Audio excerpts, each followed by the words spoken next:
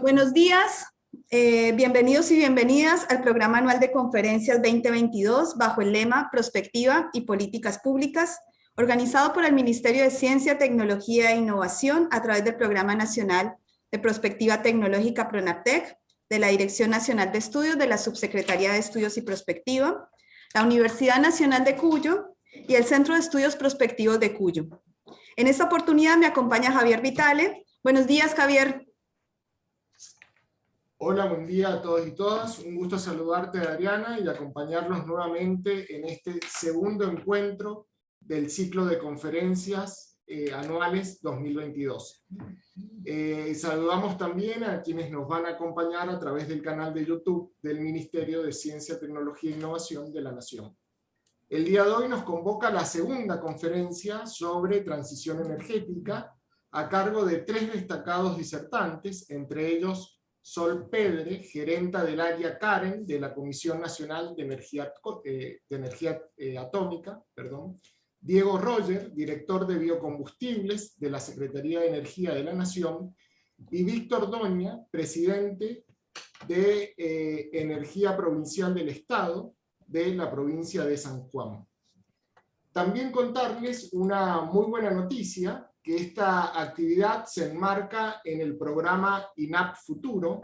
El Instituto Nacional de la Administración Pública, INAP, incluyó al ciclo de conferencias como actividad transversal de capacitación para la Administración Pública Nacional. Agradecemos al INAP por sumarse a esta iniciativa. Invitamos a todos los que se anotaron por el INAP y quieren acreditar los puntos a que pongan en el chat su nombre y su DNI, así nos queda el registro de la asistencia. De esta manera, las instituciones convocantes les dan la bienvenida al Programa Anual de Conferencias 2022. Adriana. Recordamos las reglas de juego. Los expositores tienen de 15 a 20 minutos para dar su disertación. Los participantes podrán escribir preguntas breves y concisas que serán seleccionadas y trasladadas al expositor final de su disertación. A través del chat del Zoom pueden realizar sus preguntas y comentarios a los expositores. Para evitar congestionamiento en el chat, se solicita escribir solo preguntas o aquellas reflexiones y aportes de utilidad para la construcción de ideas. Tanto expositores como participantes mantendrán un diálogo de respeto a las opiniones vertidas. Al igual que las preguntas, los expositores brindarán respuestas breves y concisas. Gracias, Adriana. Bueno, vamos a comenzar con la primera exposición a cargo de Sol Pedre. Ella es gerenta del área CAREN de la Comisión Nacional de Energía Atómica, investigadora principal del Centro Atómico Bariloche, doctora en Ciencias de la Computación por la Universidad de Buenos Aires, licenciada en Ciencias de la Computación por la Facultad de Ciencias Exactas y Naturales de la Universidad de Buenos Aires. Sol, bienvenida.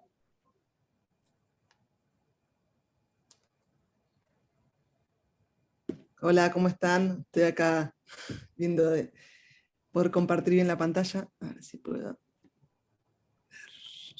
Estamos viendo la presentación, pero si podés ponerlo en modo presentación, mejor. Ahí va. Perfecto. Ahí está. Bueno, primero que nada, muchas gracias por la invitación. Aclaro que no soy un experto en transición energética, pero bueno, intentaremos aportar por lo menos desde la visión desde el proyecto CAREN y en lo que pueda desde el sector nuclear argentino, que es un sector muy importante, tanto por su desarrollo tecnológico como por lo que debe aportar a la transición energética en nuestro país y en el mundo. Solo para que se den una idea, así, ahí va. Bueno, están viendo un poco, por si no conocen, realmente es un sector con mucha inserción en nuestro país, pero la verdad que para la fuerza y la potencia que tiene es bastante poco conocido. Ahí hay una imagen un poco que muestra que básicamente hay actividades nucleares en prácticamente todas las provincias del país. Tenemos 6 reactores de investigación o de producción de radioisótopos y uno en construcción. O sea, estos son reactores que sirven para investigación, pero también para producción de radioisótopos para medicina nuclear. 3 centros atómicos, yo estoy en el centro atómico Bariloche, así que por eso también la conexión es inestable, pero también tenemos 2 centros atómicos en Buenos Aires y en Buenos Aires en el 6 en Constituyentes, 3 centrales en operación, bueno, en fin, planta, digamos, minería, planta de radiación, y Instituto de Formación Académica. O sea, realmente es un sector con mucha potencia. A ver si, ahí va. Bueno, esto es para que vean un poco la experiencia que tenemos en particular en reactores nucleares. Digamos, arriba está, en la línea de arriba están todos los reactores nucleares que están en la Argentina, empezando en 1958 con el primer reactor experimental de Latinoamérica, y con una, como verán, toda una línea de avances, digamos, pasito a pasito, de ir acumulando calificaciones y cualidades tecnológicas e industriales. Y en la línea de abajo hay una línea muy interesante que son los reactores que hemos exportado a la fecha, principalmente con INVAP, digamos, en consonancia con la CONEA, ¿no? Realmente, por eso digamos, es realmente una experiencia muy grande, y lo que ha caracterizado, bueno, y en negrito lo que se ven ahí son las 3 centrales nucleares de potencia que tenemos hoy. Atucha 1, que se puso en línea en 1974, lleva 48 años ininterrumpidos de generación eléctrica en la Argentina, realmente increíble. Atucha 3 en Valls en 1983, y finalmente Atucha 2 en el 2014. Bueno, se nota en la línea histórica el hueco, digamos, el hueco de 20 años del menemismo, si se quiere. Está bien clarita en la línea histórica, así que es interesante verlo así, de esta manera, que es exactamente lo que le pasó un poco a Atucha 2, ¿no? O sea, el fin de Alfonsín y todo el menemismo, que fue una época de mucha destrucción del sector nuclear y del país en general, me parece. Lo que me parece que es importante tener en cuenta, y creo que es una de las claves, de las cosas que tiene para enseñar, si se quiere, el sector nuclear en sus 70 años de experiencias de la creación de la CONEA en 1950, es que en cada uno de los pasos que se fueron dando, lo que siempre se buscó fue maximizar la industria argentina, maximizar el trabajo argentino, y en ese sentido, cada uno de esos pasos, si bien por ahí no estaban en la frontera tecnológica mundial, estaban en la frontera tecnológica regional, y eran el paso razonable para dar en el momento con las capacidades que ya habíamos acumulado. Eso creo que es una de las características que tiene el sector, y creo que es absolutamente base para estar hoy en día en el momento en el que estamos. ¿Y qué implica? No solamente todo lo que es el desarrollo en reactores nucleares, de investigación multipropósito, lo que es en cada una de las iteraciones de las 3 centrales de potencia que tenemos, incluyendo, si se quiere, la extensión de vida de Embalse, que empezó su planificación durante el gobierno de Cristina y se ejecutó en el 2016 hasta el 2018, creo que se puso en línea. En cada una de las iteraciones hubo una integración nacional de los componentes mayor, al punto tal donde Embalse tiene una integración nacional del 90% de sus componentes metalmecánicos. O sea, realmente es muy alto lo que se ha logrado con esta acumulación sucesiva de capacidades tecnológicas y productivas.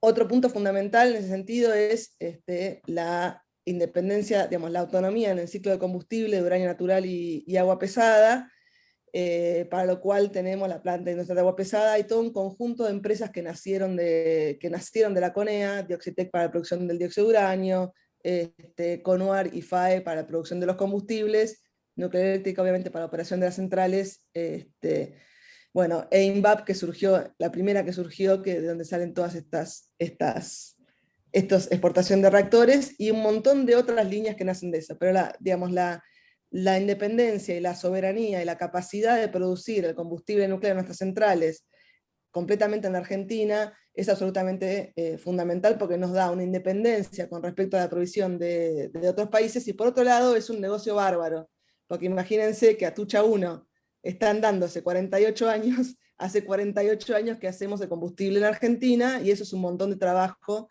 y un montón de divisas ahorradas. Generalmente se calcula que el costo del combustible a lo largo de la operación de la central termina siendo el doble de la inversión original de la central, y hay que tener en cuenta que las centrales nucleares tienen una inversión de capital muy, pero muy fuerte. También obviamente tenemos otros desarrollos en el área nuclear, todo lo que es medicina nuclear, que hay centros de medicina nuclear en muchas provincias del país. Bueno, hay un montón de desarrollos más de investigación de materiales y ese tipo de cosas que son los que en un punto cimentan que hoy podamos hacer el combustible nuclear en Argentina también, ¿no? O sea, son investigaciones de base que terminan en desarrollo tecnológico de manera muy, muy correcta. Bueno, esto es un poco para que vean dónde estamos, y básicamente el sentido de esto es decir, en función de todas las capacidades tecnológicas que hemos acumulado en estos 70 años de desarrollo, y la línea, digamos, la manera, que obviamente está en debate constantemente, ¿no? pero con esta línea rectora que fue ganando de desarrollo científico-tecnológico, pensando en las capacidades que poseemos y cómo ir escalándolas de a poco, y cómo influir en la producción, en la producción y el trabajo argentino, es que hoy llegamos a un momento, un salto que es cualitativo para el sector nuclear, que es la posibilidad de desarrollar nuestro propio reactor de potencia, que es el CAREM, que es el proyecto que yo dirijo. Pero antes de eso, tengo un par de transparencias más que agregué por el tema de la charla. Bueno, esta es donde están las centrales nucleares de potencia. Nosotros tenemos hoy en día estas 3 centrales que son de agua pesada de uranio natural, como ya comenté. Y esto es digamos, hablando de transición energética, obviamente un jugador fundamental en el sector nuclear es Nuclear Eléctrica Argentina, así que me tomé el atrevimiento de robarle 2 slides a presentaciones que hace José Luis Antunes, que es su presidente, para que tengan una idea más allá del CAREM, qué otros proyectos en cuanto a generación eléctrica hay hoy en día en el país. Y este es básicamente el plan que tiene Nuclear Eléctrica Argentina para los próximos, hasta el 2030, en cuanto a la producción de electricidad de base nuclear. Uno es la extensión de vida de Atucha 1, como les dije, Atucha 1 ya tiene 48 años de operación, pero la idea es extenderle la vida, creo que por 20 años más. O sea, realmente cuando uno piensa en el sector nuclear, hay ya reactores que están, o sea, Embalse, que tenía 30 años de vida, ya extendimos 30 años más la vida recientemente, pero hay reactores en el mundo que ya tienen extensiones de hasta 80 años de operación. O sea, realmente son máquinas que están, digamos, que duran muchísimos años. Otro de los grandes planes de Nuclear Eléctrica es el desarrollo de Atucha 3. Esto ha salido mucho en los medios últimamente. Es la central de tipo de uranio enriquecido y agua natural de potencia que estamos negociando con los chinos. Bueno, de esto después, si quieren las preguntas, podemos hablar un montón. Yo creo que una cosa fundamental, sobre todo desde el punto de vista de la CONEA, y siguiendo la línea que comentaba antes de desarrollo tecnológico nacional, es que una condición precedente del contrato es que incluya la transferencia de tecnología para la fabricación de los combustibles en Argentina, para utilizar todas nuestras capacidades de producción de combustible, y bueno, y aprovisionar esta central que anda a saber cuántos años dura, con trabajo nacional, con el ahorro de divisas correspondiente, y además con la independencia que implica poder tener nuestro propio combustible. Después está el proyecto nacional, como le llama Antunes, que sería el desarrollo de una central de tipo Candú, igual que la de Embalse, teniendo en cuenta toda la experiencia que tenemos con ese tipo de centrales, y en particular las capacidades que hemos desarrollado, no solo desde el punto de vista de ingeniería, sino desde el punto de vista de la fabricación de componentes a partir de la extensión de vida de Embalse. El problema que tiene este proyecto es que necesita financiamiento. El chino viene con financiamiento chino, pero necesita financiamiento, y son inversiones muy, muy grandes. Pero efectivamente, desde el punto de vista del desarrollo tecnológico nacional, tiene muchísimo sentido no dejar la línea de uranio natural y agua pesada de nuestras otras 3 centrales, y aprovechar toda la experiencia que tenemos en este tipo de centrales. Bueno, y finalmente el almacenamiento en seco para los combustibles, de las cosas, y a esto se suma, en cuanto a generación nuclear eléctrica, el proyecto CAREM, ¿no? ¿En qué mundo? Bueno, esto voy a hablar poquito porque seguramente hay más gente que habla de esto, pero básicamente en un mundo que tiene compromisos de descarbonización muy importantes, porque bueno, no voy a decir lo obvio, realmente, digamos, si no empezamos a bajar las emisiones de dióxido de carbono, bueno, no tenemos demasiada esperanza como especie, digamos, ¿no? A mí me parece importante de esto, más allá de las cosas mundiales, este datito que está acá, o sea, las 3 centrales que tenemos hoy, que son el 7% de la matriz eléctrica del país, evitaron en 2021 la emisión de 4,7 millones de toneladas de dióxido de carbono. Y un tema fundamental, que creo que es un debate, pero se está aclarando a nivel mundial, es que cuando hablamos de descarbonización, el tema, la energía nuclear definitivamente es parte de la solución. O sea, básicamente, por supuesto que hay que ir hacia una matriz diversa, etcétera, y en ese sentido las renovables son fundamentales, pero cuando uno piensa en energía de base, básicamente, que sin emisión de CO2 tenemos la hidroeléctrica y la nuclear, y bueno, la hidroeléctrica, obviamente hay que usar las dos, pero la hidroeléctrica está determinada por la cantidad de ríos que uno tiene y las características particulares que tienen, mientras que la nuclear en un punto casi que no tiene fin. Por supuesto, sobre la base ¿no? de usar todas las energías posibles y combinarlas de manera inteligente. Sobre todo de este tema tampoco sé demasiado, pero bueno.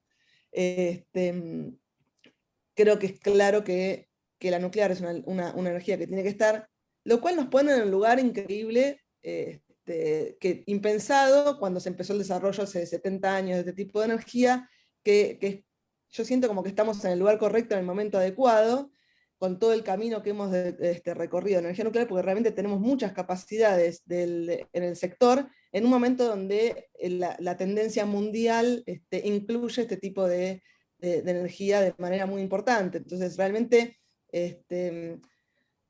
digamos, es un sector que hay que seguir alimentando y que estamos en un momento con las capacidades como para poder dar este salto, y en particular, bueno, ¿no? En este tipo de reactores. Bueno, ahora sí me meto un poquito en el CAREM, pero está bueno, teniendo en cuenta cómo era la temática de este panel, hablar un poco más en general del sector nuclear, que es muy potente. El CAREM es un SMR, es Small Modular Reactor, es un reactor chiquito para producir entre 20 y 300 megawatts eléctricos, cuya idea es, bueno, tiene un montón de ventajas desde el punto de vista de la seguridad, con sistemas pasivos de seguridad. Tiene una idea de base que es tratar de poder en un punto fabricar más cosas en serie, si se puede. Esto es muy difícil de lograr en el sector nuclear, pero tratar de reducir los costos con esta idea más de fabricación en serie y modularización, y toda una parte de incrementar la seguridad integrando más componentes dentro del recipiente de presión que en los reactores normales están afuera. En nuestro país, lo que tiene de bueno es que, para empezar, tiene el tamaño adecuado para lograr una altísima integración de los componentes de fabricación nacional, por el tamaño del recipiente de presión, por el tamaño de los tenores de vapor, por el tamaño de las cosas para nuestra industria. Facilita la amortización de capital porque uno requiere menos inversión, puede instalar 2 módulos, producir energía y con eso pagar los 2 módulos que siguen y así, y eso es muy importante en un país como el nuestro. Y además sirven para poner en lugares, si se quiere, alejados del país, y por lo tanto no tener que tener tanto cable, con el costo que se implica y con la pérdida energética que se implica.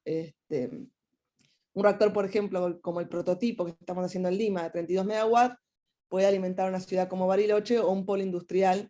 Y en realidad, otras ventajas que tiene a nivel mundial es que no solo tienen usos de producción de energía eléctrica, sino, por ejemplo, hay toda una cantidad de emisiones de dióxido de carbono que vienen de los procesos industriales, sobre todo en los países industrializados, que además son los que más emiten, que tiene más que ver con una posibilidad de, por ejemplo, calentar agua para distintos procesos. Eso no es factible en reactores grandes, pero sí es factible en reactores pequeños, tener un reactor nuclear que reemplace, si se quiere, las plantas carboneras que tienen ciertos polos industriales grandes, Lo mismo para la producción de hidrógeno, que se llama hidrógeno rosa, lo mismo para desalinización de agua marítima, bueno, y también para calefacción urbana, que es muy útil en los países del norte. O sea, tiene además una versatilidad de aplicaciones que por ahí los reactores más grandes no pueden cubrir, digamos. Bueno, el CAREM, ahí les ven una fotito de la obra actual, lo estamos construyendo en Lima, al lado de Atucha 1 y Atucha 2. La idea fue empezar por un prototipo de menor escala, con la idea, bueno, ¿no?, de primero calificar el concepto de sus sistemas, porque tiene varios sistemas innovadores a nivel mundial, desarrollar las capacidades en la CONEA y los proveedores nacionales, teniendo en cuenta que veníamos de todo ese gap menemista. Esto empezó, digamos, en el 2006, con el relanzamiento del Plan Nuclear General, y bueno, realmente la situación en el sector era muy triste, y hubo que rearmar los equipos de ingeniería, volver a hacer una transición de conocimiento de gente de 70 años a gente de 40, digamos, bueno, y hasta construir los edificios donde hoy estoy sentada, por ejemplo. Y un poco la idea es poder tener nuestro propio diseño, incluir este tipo de centrales en nuestra matriz energética, y por supuesto repetir un poco el éxito que tuvimos con la exportación de reactores multipropósitos. Esto es un poquito una idea general, no sé cómo vengo de tiempo, me avisan si me estoy pasando mucho. Tenemos integrados... Te quedan 5 minutos. Me quedan 5 minutos, tengo que ir muy rápido. Bueno, básicamente acá se ve un PWR clásico de los típicos reactores grandes. Dentro del CAREM tenemos integrado los generadores de vapor, los mecanismos de control, es autopresurizado, tiene digamos, circulación natural, y todo este tipo de sistemas pasivos de seguridad que se accionan aún sin intervención humana y sin intervención eléctrica, solo por gravedad, que los hace muchísimo más seguros, ¿no? Bueno, esto lo voy a pasar. Acá para que tengan un poquito la idea de cómo es, ahí se ve el recipiente de presión en azul, y todo lo que es la contención, que tiene, bueno, nada, hormigón reforzado y todo un recubrimiento interno con un liner de acero de 8 milímetros, y un poquito para que tengan una idea de cómo es la planta. El recipiente de presión tiene 11 metros de alto y 4 metros de diámetro, como para que se den una idea del tamaño, o sea, son cosas realmente pequeñas. Bueno, esto es muy importante, que es lo que venía antes, o sea, nosotros desde la CONEA somos los dueños del diseño, y efectivamente la ingeniería la estamos haciendo, digamos, el proyecto lo estamos llevando adelante completamente nosotros, o sea, tenemos tanto la parte de la ingeniería principalmente básica como detalle, pero también la obra y también toda la administración, que de un proyecto de este tamaño es realmente importante, ¿no? O sea, hoy manejamos directamente la CONEA aproximadamente 120 contratos con 900 personas trabajando.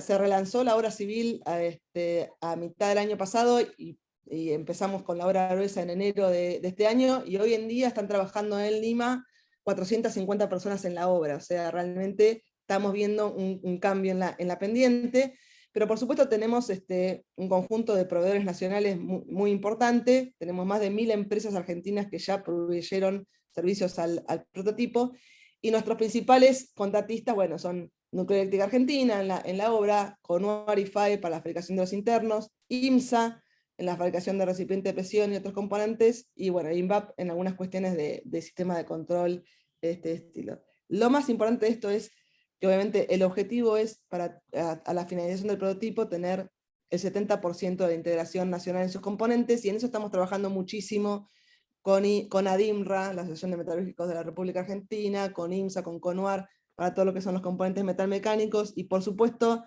el 100% de la ingeniería es nacional, tanto la ingeniería básica como la ingeniería de detalle. Tengo un video que voy a ver si puedo mostrar, que dura poquito, pero me parece que estaría bueno que lo vean. A ver, voy a tratar de... A ver. ¿Se está viendo ahí? Sí. A ver. ¿Se escucha y todo? Bueno, esto es un poco del emplazamiento, se ve medio con baja calidad, pero bueno.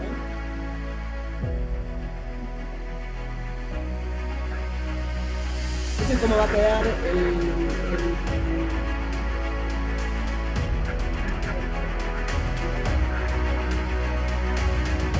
cargo un poco con mejor calidad esto. Internet es medio complicada. Si no, después la van a poder ver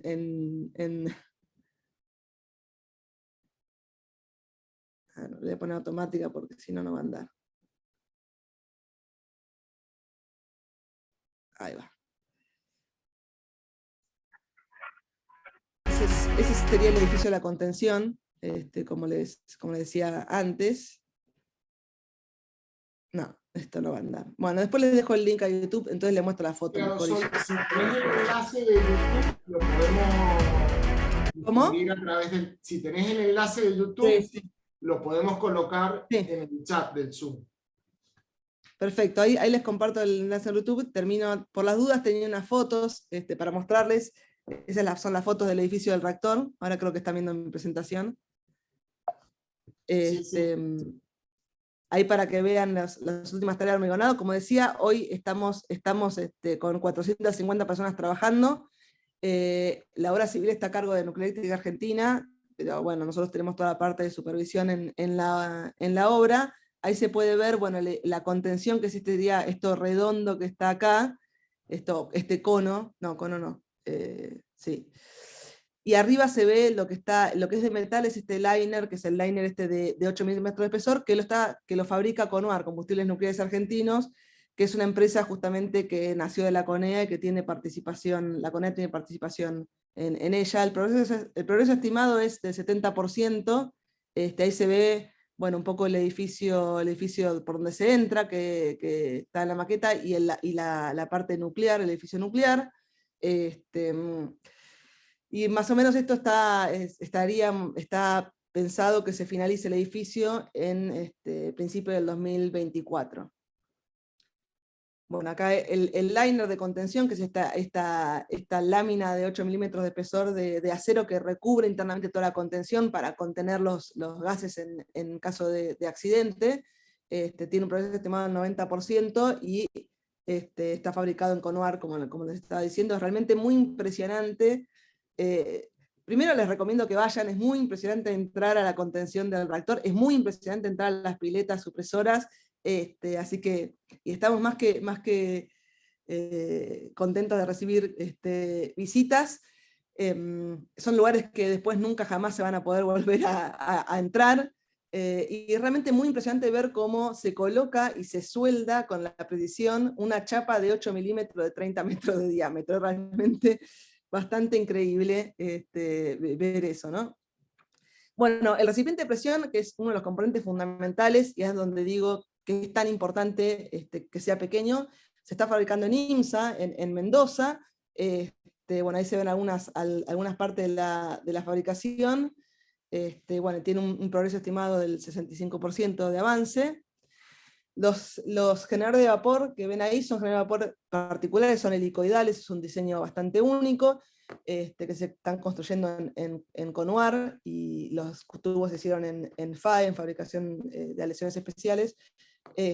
Las dos empresas son empresas que también nacieron de la CONEA, y básicamente estamos ahora terminando el preserie, porque básicamente había que ver si era fabricable esto, ¿no? Y realmente, bueno, ahí lo que se ve en azul es un horno de 30 metros de largo que se construyó especialmente para fabricar estos tubos, porque son tubos que no pueden ir soldados, es único en el mundo, así que bueno, también se abre toda una posibilidad de exportar este tipo de componentes para otros SMR, ¿no? Y bueno, básicamente lo bueno es que parece que si bien hay un montón de complicaciones, parece que es fabricable, así que a partir de esto la idea es este año poder ya poner el contrato para fabricar los 12 que van a ir adentro del reactor, ¿no? Bueno, y los combustibles obviamente también están diseñados completamente en la Argentina, en CONEA, se hizo todo el desarrollo tecnológico que se transfirió a Conuar, y están siendo fabricadas las pastillas de los combustibles y los combustibles en Conuar, y algunas de las pastillas se fabrican en CONEA también, con un progreso estimado del 56%. Y bueno, y ahora sí, ahí les muestro una hermosa fotito de la bandera de CONEA desde el CAREM, con abajo los dos globos redondos de Atucha 1 y Atucha 2 y el río en el sitio de Lima. Doctora Sol Pedres, muchísimas gracias por la presentación. Le cuento que hay 110 inscriptos, o sea, 110 personas tuvieron la oportunidad de conocer este proyecto y la verdad, para los argentinos y quienes recibimos en Argentina, es un orgullo saber que este tipo de infraestructuras y de fuentes de energía se están desarrollando aquí en Argentina. Bueno, muchas gracias. Presentamos a Diego Roger. Él es director de biocombustibles y asesor en transición energética en el Gobierno Nacional, especializado en la relación energía y desarrollo. Se ha desempeñado en diversas actividades de consultoría relacionadas con la energía y el sector industrial de bienes de capital, energías renovables y transición energética.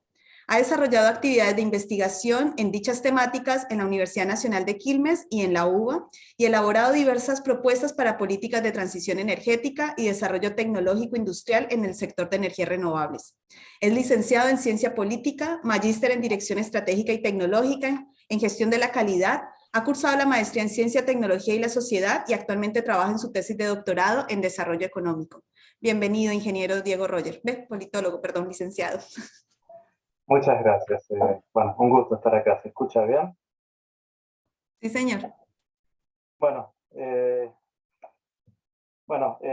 arranquemos. Yo me he corrido un poquito de lo que habitualmente presento en términos de hacer una visión por ahí más tecnoeconómica y traté de atenerme a lo que era el espíritu un poco de la discusión hoy, es decir, más en el campo de la perspectiva, ¿no? Entonces, bueno, articulé la presentación, digamos, en función de lo que vengo trabajando hace años respecto de la problemática de la transición en torno a las preguntas que se nos planteaban, ¿no? Entonces, bueno, la visión 2030. Para arrancar, digamos, hablando respecto al desarrollo de la transición argentina 2030, hay que tener claro más o menos de mínima, grandes pasos, cuáles son las restricciones al desarrollo del sector en el país, ¿no? Y una de las principales restricciones al desarrollo del país tiene que ver con lo energético. Digamos, en los dos gráficos de abajo se ve claramente, por un lado, digamos, en la imagen de la izquierda, que hemos tenido, digamos, en los últimos 10 años déficit en lo que hace a la producción de energía, o sea que hemos tenido que importar ingentes cantidades de energía, por cifras de varios miles de millones de dólares, y por otro lado, mirando desde largo plazo, desde que tenemos datos en los balances energéticos, si vemos el crecimiento de la población en azul y la oferta de energía en naranja y el consumo de energía estimado, ¿no?, per cápita, vamos a ver que, digamos, salvo un momento en el cual hubo excedente de energía que se la exportó y que después, bueno, eso tuvo consecuencias para el autoabastecimiento, siempre hemos estado detrás corriendo respecto a las necesidades energéticas, lo cual básicamente implica una grave restricción al desarrollo en términos de que ningún país que no tenga una oferta suficiente de energía puede desarrollarse, incluir generar bienestar y demás. Por otro lado, bueno, para redondear el gráfico de la derecha, ¿no? Hace 20 años que tenemos estancado el consumo de energía per cápita. Y si uno ve, digamos, que se han deteriorado indicadores respecto de pobreza, inclusión, etcétera, se comprenderá rápidamente que además de que está estancado el consumo per cápita, también hay una inequidad bastante grande en lo que hace la distribución del consumo existente, ¿no? Después hay otra cuestión estructural derivada de las privatizaciones de los 90 que se pueden ver en cierta medida en los gráficos que propongo arriba, ¿no? En el izquierdo se ve generación eléctrica en azul como porcentaje de la generación eléctrica y en naranja se ve capacidades industriales tecnológicas en tecnologías de generación, en concreto en los bienes de capital para generar energía. Como se ve, Argentina genera energía fundamentalmente en tecnologías térmicas que no se fabrican en Argentina, tecnologías térmicas basadas en combustibles fósiles, y tiene, digamos, un aprovechamiento reducido en tecnologías que sí fabrican. ¿Por qué es estructural esto? Bueno, básicamente porque la política energética ha estado en los últimos 15 años, diría, potenciando la restricción externa en el sentido de que demanda más combustibles fósiles y proyectos financiados en dólares, porque son importados, en tarifas energéticas, digamos, que se pagan en pesos, ¿no? Cuando se habla de la puja distributiva, básicamente acá tienen la ilustración entre el financiamiento del sector energético en dólares y que existe repago en dólares, y que está tensionado por la constante devaluación de nuestra moneda y un pago de la energía en pesos, con sueldos en pesos, etcétera, etcétera, ¿no?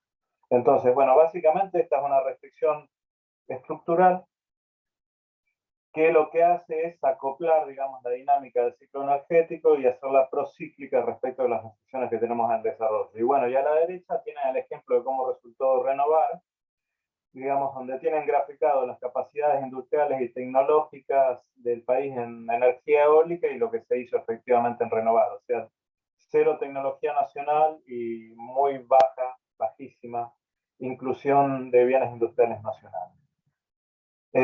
Entonces, para tratar de resumir, digamos, a la perspectiva 2030, lo que deberíamos resolver si queremos tener una transición energética que potencie el desarrollo, que deje de ser procíclica respecto de las restricciones, que genere empleo, inclusión, que sea sostenible y que sea federal. Bueno, básicamente tenemos una restricción de marcos normativos anclados en enfoques obsoletos y procíclicos respecto a restricción externa. Había una fuerte inercia en el uso de hidrocarburos, con sentido. De hecho, si bien Argentina hizo una transición temprana al gas en los 80, después hemos retrocedido en términos de matriz eléctrica porque la nuclear y la hidroeléctrica perdieron pesos en relación a los ciclos combinados. Y hoy día, para avanzar, digamos, en transición con penetración de gas, deberíamos reemplazar combustibles líquidos, ¿no? Tenemos una ausencia de hoja de ruta estratégica para la transición, o sea, que identifique los aspectos centrales de la seguridad nacional en el sector energético y áreas claves para el desarrollo nacional. Para la seguridad nacional voy a volver luego. Hay una falta de coordinadores sistémicos que estén anclados en la hoja de ruta nacional para la transición. Y esto, digo, me refiero a sistémicos, o sea, ordenados en función de las prioridades nacionales, porque los que coordinan el sector energético están anclados en señales de mercado. En consecuencia, digamos, podemos decir que son sistémicos, pero son procíclicos, no contracíclicos a la dinámica estructural. En consecuencia, si se quiere hacer un cambio estructural como una transición de signo inclusivo y positivo, ese rol estaría faltando, ¿no? Y estos coordinadores tienen que coordinar el desarrollo tecnológico y la dirección territorial que sería la transición.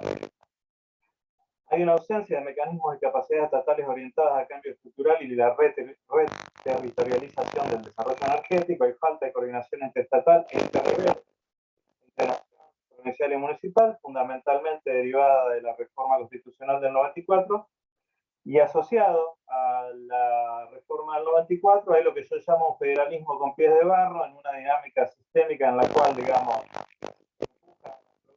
gestionan sus recursos naturales y hay cierta discusión fatua, diría, en relación a nación, pero a su vez esa reforma, digamos, le ha dotado de músculo a las provincias para poder desarrollar esos recursos, porque básicamente al no haber, digamos, anclajes nacionales, hojas de ruta y herramientas nacionales que fortalezcan ese desarrollo, salvo contadas y honrosas excepciones, como algunas provincias que tienen hojas de ruta de largo tiempo, digamos, los resultados son mucho menos interesantes de lo que podrían ser y en general chocan con las iniciativas de nación.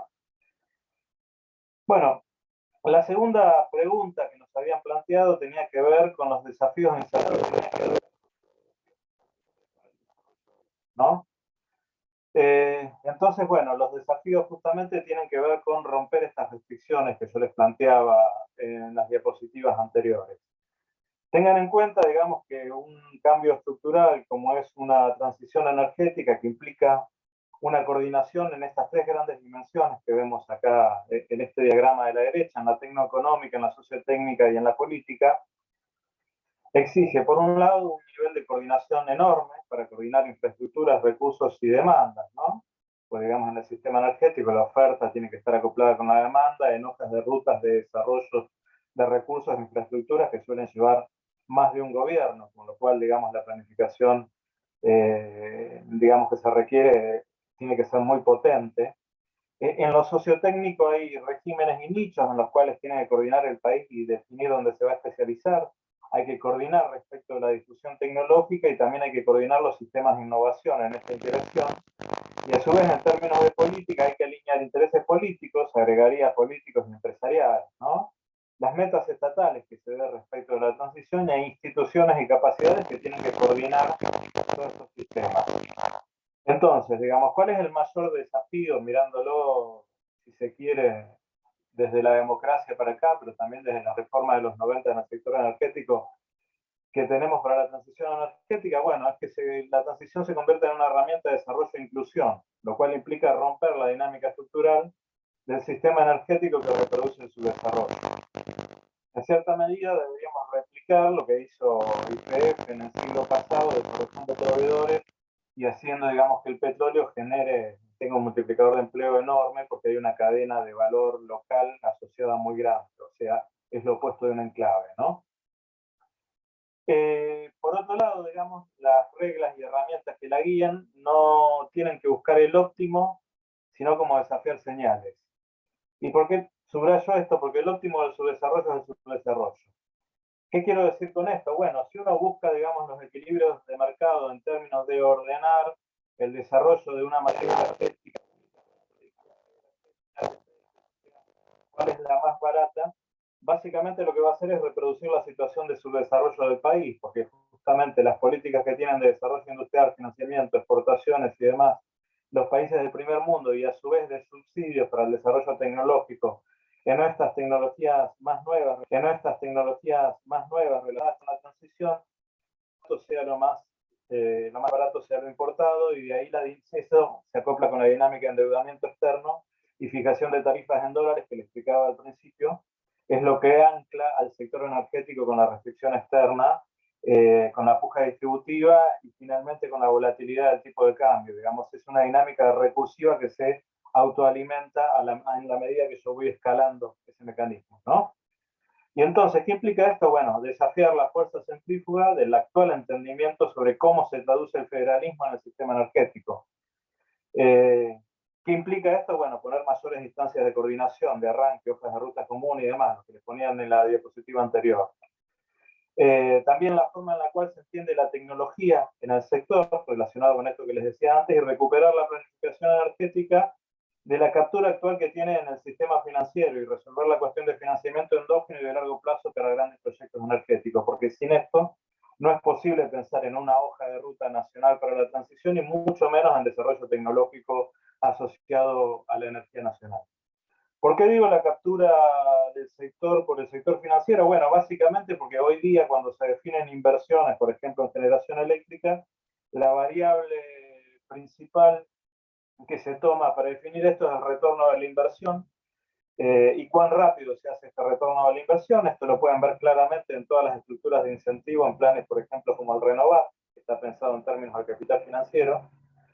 Con lo cual, digamos, el óptimo de la inversión y del desarrollo de esa inversión está pensado en la velocidad de amortización y la valorización del capital, cuando la dinámica del capital productivo que tiene que desarrollar Argentina y los escalamientos tecnológicos no tiene que ver con el óptimo financiero, sino con el óptimo del sistema general y con el óptimo de las tecnologías que tenemos que desarrollar para darle sustentabilidad y seguridad energética al país.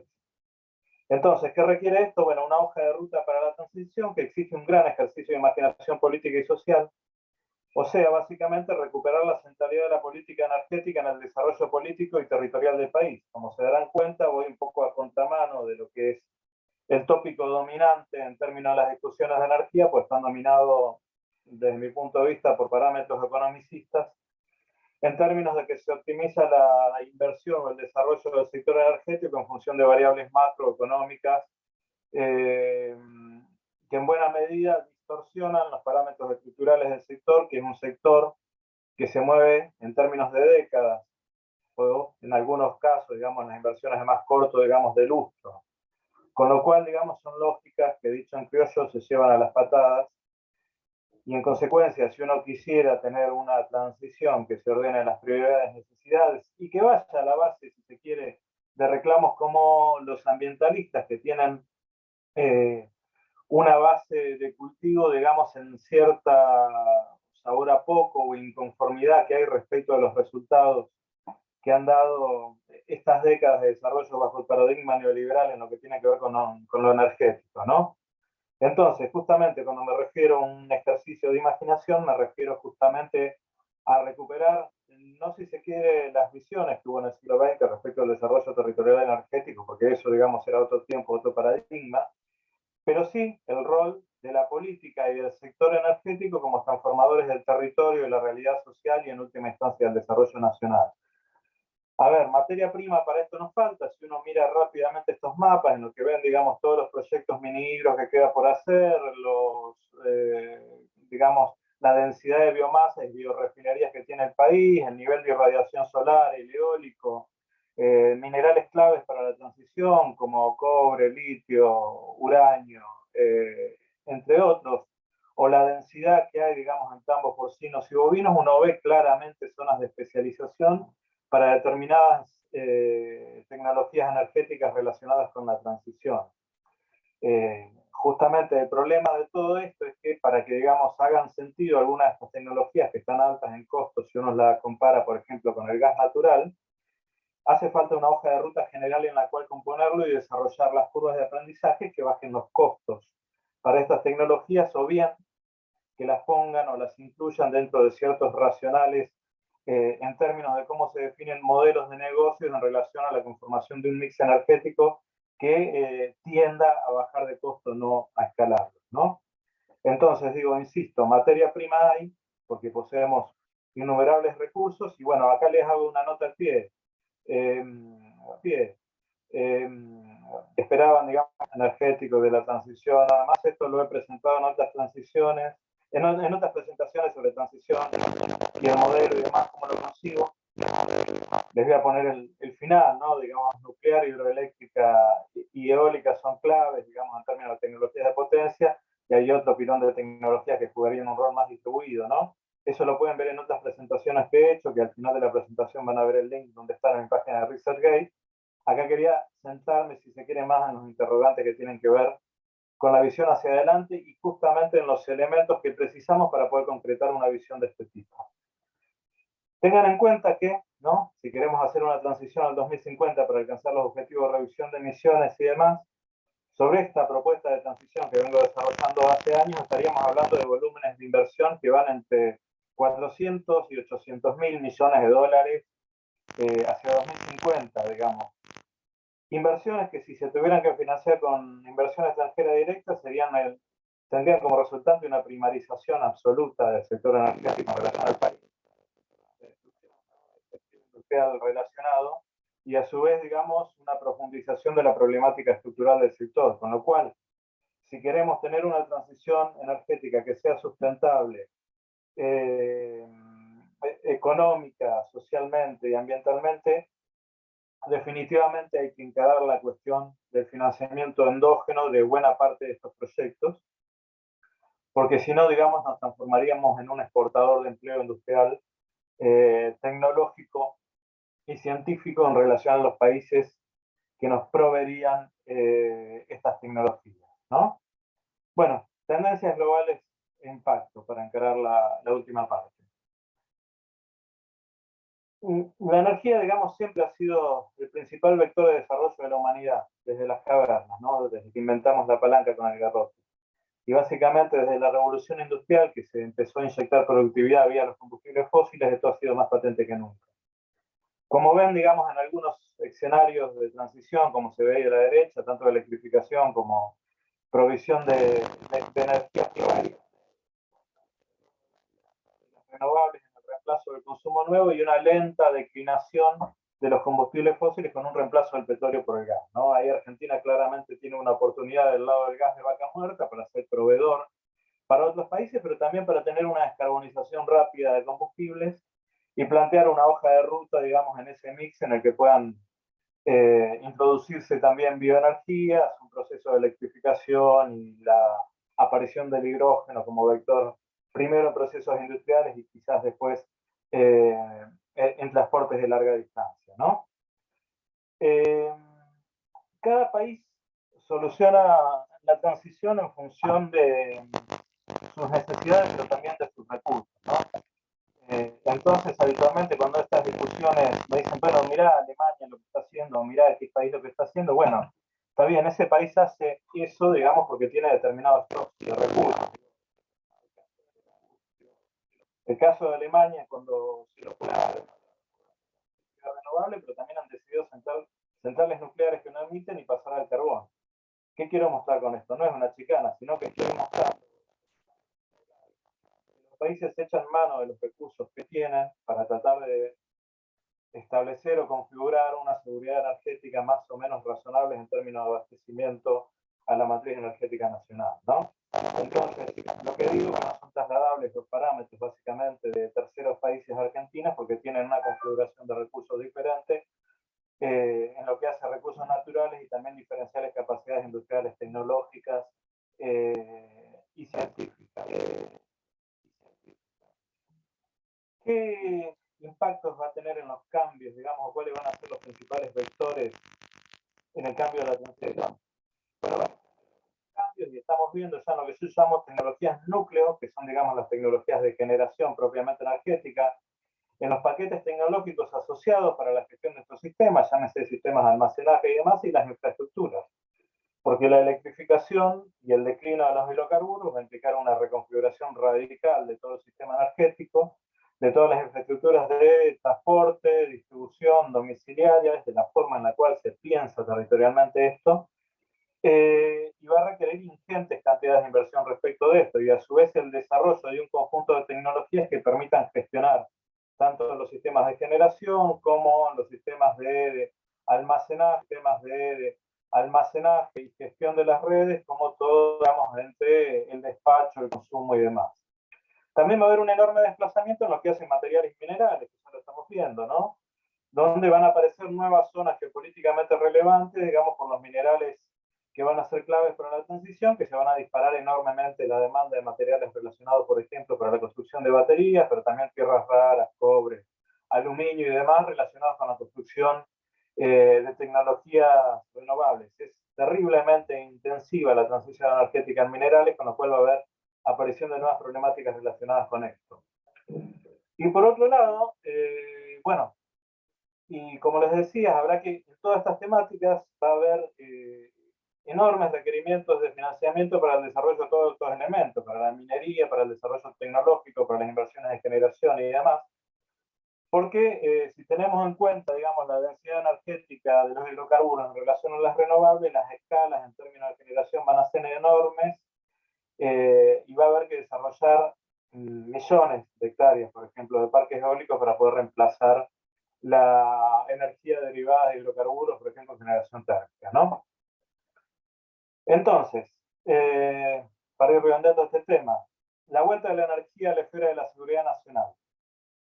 En los últimos tiempos, la guerra de Ucrania ha acelerado procesos geopolíticos que se podían ver que se venían gestando y reconfiguran de manera acelerada el tratamiento que se da al sector energético y la dinámica que se le imprime a su desarrollo.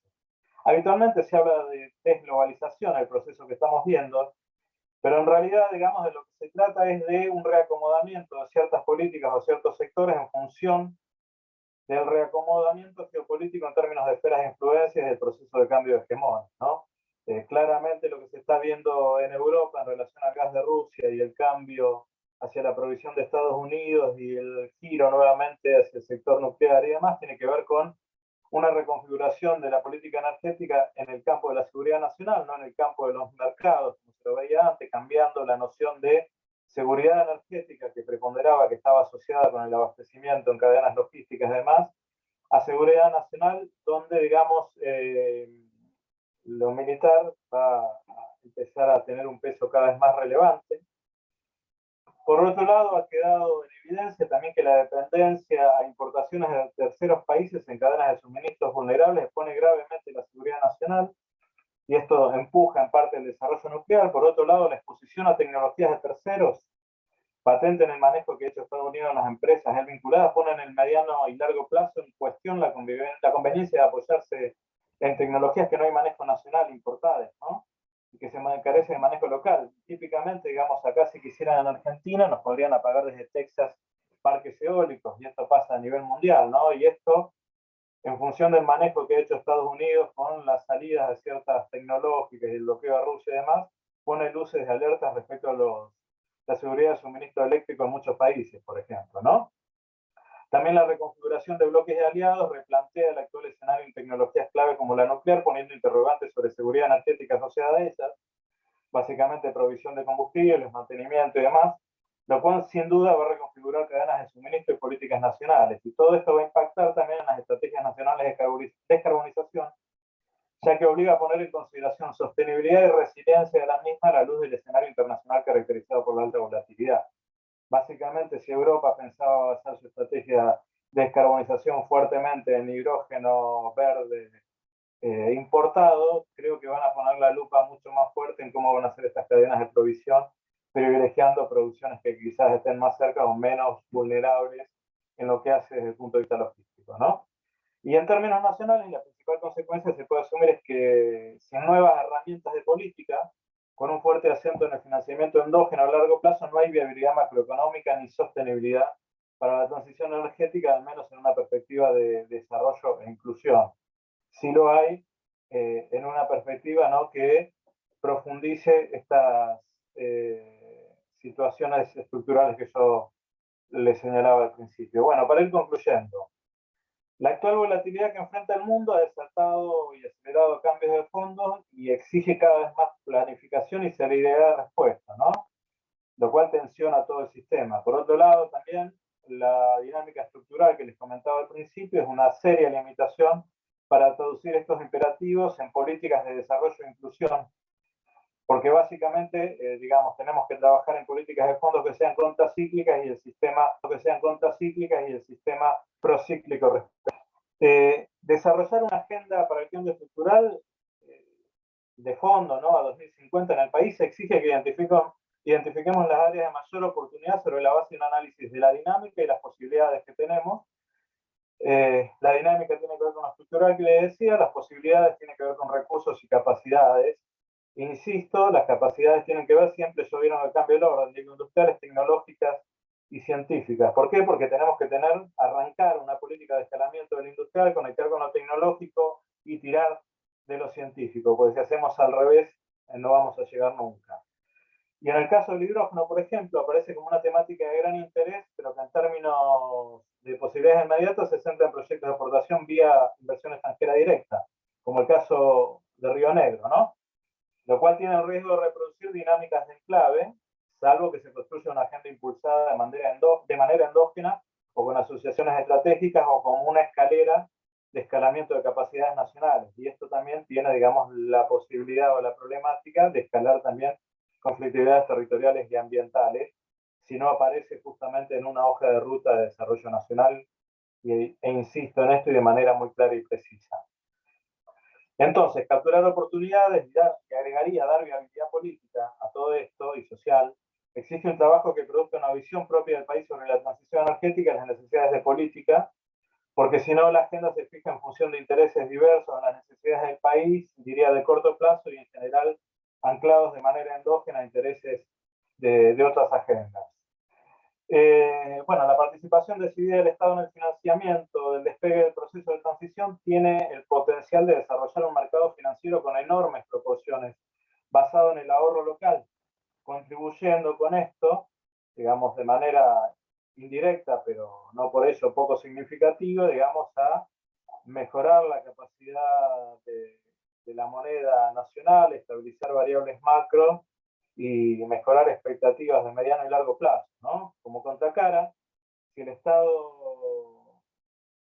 el Estado, ¿no habrá oportunidad, dado que el ciclo de tiempo para ingresar a la transición como desarrolladores de tecnología se agotará en menos de una década. Y las condiciones de posibilidad de este desarrollo endógeno asociado a la transición se cifran en impulsar un ciclo virtuoso de valorización bajo el ciclo mercancía-dinero-mercancía, o sea, impulsado por el capital productivo, y no, digamos, como la dinámica de valorización que prepondera actualmente, que es dinero-mercancía-dinero, ¿no? Capital financiero. La oportunidad esta de que les hablo y que está en otras presentaciones mías, se cifra en la posibilidad de crear 1 millón de empleos industriales tecnológicos en el lapso de 10 o 15 años, en la medida que nos demos una política de escalamiento al máximo de lo que permiten nuestras capacidades, ¿no? Y en este sentido es la oportunidad del siglo para el desarrollo de Argentina, ya que sin energía abundante y accesible no hay equidad y justicia social posible, pero sin industria nacional para la transición no hay empleo e inclusión para los argentinos. Como siempre, mi leitmotiv No se trata de buscar la moneda donde hay luz, sino donde se perdió. Es por eso que insisto mucho en las preguntas y en tratar de analizar las dinámicas estructurales, porque si no se buscan respuestas muy rápidamente. En general esas respuestas vienen sobre la base de recetas y recomendaciones, y esas recetas o recomendaciones, en el mejor de los casos, vienen de países que están en otro estadio de desarrollo nuestro, que tienen otras necesidades, pero en general y en el peor de los casos se basan en las políticas de exportaciones de otros países, con lo cual, en términos de traducción geopolítica, es la consecuencia de mantenernos o seguir como país proveedor, en el mejor de los casos, de recursos naturales o bienes primarios, lo cual profundiza nuestra primarización de largo plazo. Si quieren consultar las presentaciones mías respecto de cómo sería la transición en términos de tecnología, de generación y demás, lo tienen ahí en el link de ResearchGate, incluso alguna clase que di en su momento donde está la explicación y demás. Bueno, muchas gracias por todo y cedo la palabra a Víctor.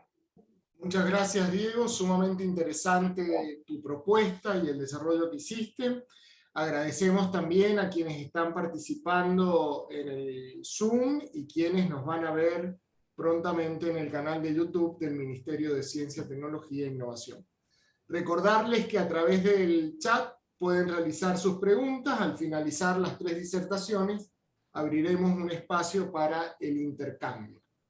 A continuación, vamos a invitar a Víctor Doña. Él es ingeniero eléctrico por la Universidad Nacional de San Juan, doctor por ingeniería, ha desarrollado estudios en Alemania, es gerente de ingeniería y desarrollo de Energía Provincial Sociedad del Estado de la provincia de San Juan desde el periodo 2012 hasta la actualidad. Además es profesor e investigador en el Instituto de Energía Eléctrica de la Facultad de Ingeniería de la Universidad Nacional de San Juan, desde 1986 hasta la fecha. Víctor, bienvenido. Hola, ¿qué tal? Un gusto.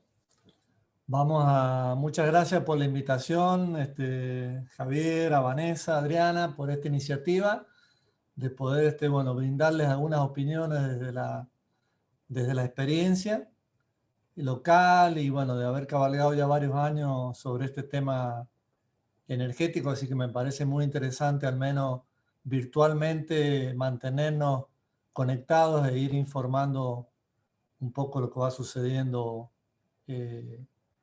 a nivel global y a nivel argentino que deberíamos hacer, ¿no? No sé si alcanzan a ver la presentación. No estás compartiendo pantalla todavía, ahora está cargando, ¿ver? Ahora sí.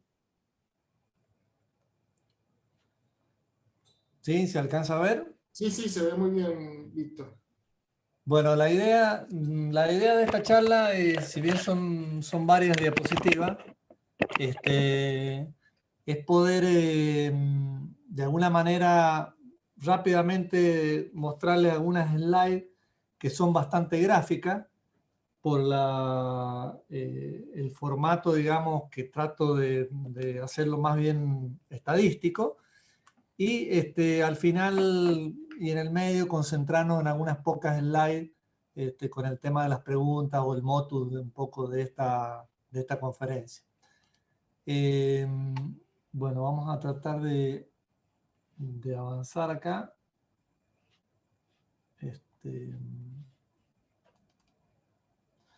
Bueno, la he dividido en 3 partes. Primero vamos a ver por qué estamos en el tema de la transición energética, por qué surge esta pregunta a nivel global. De entre medio de ello, digamos, un aporte de San Juan, un desarrollo que hemos entendido que puede ser razonable a nivel de estrategia provincial y en el contexto en el que nos encontramos a nivel nacional y global. Y después un poco concentrarnos en las barreras, acciones y desafíos que vemos para poder llegar a implementar esta transición energética. Es conocido, digamos, lo que está pasando en el mundo, que la humanidad es el que lo está afectando. Todas estas cuestiones que están sucediendo de deforestación, sequías, tormentas, desertificación, el deshielo y demás, que es básicamente producto de la acción de la humanidad.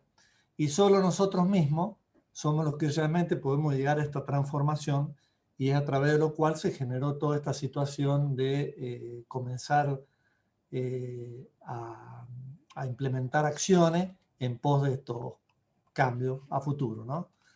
Y en un futuro muy cercano. Podemos mostrar algunas evidencias, sabemos o se comenta, digamos, que el Ártico está perdiendo masa de hielo del orden de un 12% por cada década, que la Antártida también está perdiendo del orden de 127.000 millones de toneladas de hielo por año, estadísticamente, se muestran fotos y esto se sabe. Se sabe también cómo la temperatura de la Tierra ha venido incrementando por la acción de la humanidad, y desde el año 1900 hasta el 2020 aproximadamente hemos incrementado 1 grado, y bueno, se comenzaron a realizar preguntas, digamos, a los efectos de poder mitigar o lograr reducir esto. Hay programas de simulación que permiten demostrar esto, justamente cómo desde 1800 a 1900 al 2020 hemos ido viendo cómo el mundo global se ha ido calentando, y básicamente en el hemisferio norte, que es donde está la mayor actividad industrial, es donde se destaca mayormente este calentamiento, como se puede ver en el gráfico de la derecha. Estas acciones, digamos, de calentamiento global tienen su origen, digamos. En realidad podemos visualizar en este gráfico que en los últimos 70 años, del año 50 al 2019-2020, cómo ha crecido el Producto Bruto Interno, 14 veces, digamos, en 70 años, cómo creció la demanda de energía primaria, que está directamente relacionada con esto, en el orden de 7 veces, y cómo creció la población mundial, es decir, estábamos en el orden de 2.300 millones a 7.500, 7.700. Hoy hemos triplicado y un poquito más la población. Eso implica mayor demanda de energía primaria, mayor generación de PBI, y básicamente a mayor demanda de energía primaria, la actividad humana es mayor y estamos provocando estos problemas, ¿no? En definitiva, una de las cuestiones que se ha provocado es la mayor cantidad de erogación de gases de efecto invernadero. Acá podemos destacar algunos: el dióxido de carbono, que es el principal, el metano, que es mucho más contaminante, el óxido nitroso. En definitiva, mayor actividad humana, tenemos mayor cantidad de gases de efecto invernadero, los conocidos como GEI, y a mayor GEI tenemos mayor calentamiento global, que es justamente la situación en la que estamos. El mayor, si vemos este gráfico, digamos, de una matriz primaria a nivel mundial, el mayor generador, digamos, de este calentamiento es la generación de energía eléctrica, ¿no? Del orden del 40%, en base a carbón, gas y petróleo, o sea, la generación de energía eléctrica hidrocarburífera, es la que provoca la mayor cantidad de emisión de dióxido de carbono, y por ello, digamos, la principal concentración tiene que ir ahí. Por supuesto, también está el transporte como segunda parte, y la industria, que comparten aproximadamente un 23 a un 24% cada una de ellas. Esto lo muestro los efectos de ver dónde nos concentramos. ¿Dónde está la responsabilidad de los mayores contaminantes? Esto también es conocido, pero bueno, podemos destacar que China, solamente China, digamos, es el que produce el orden de un 27%.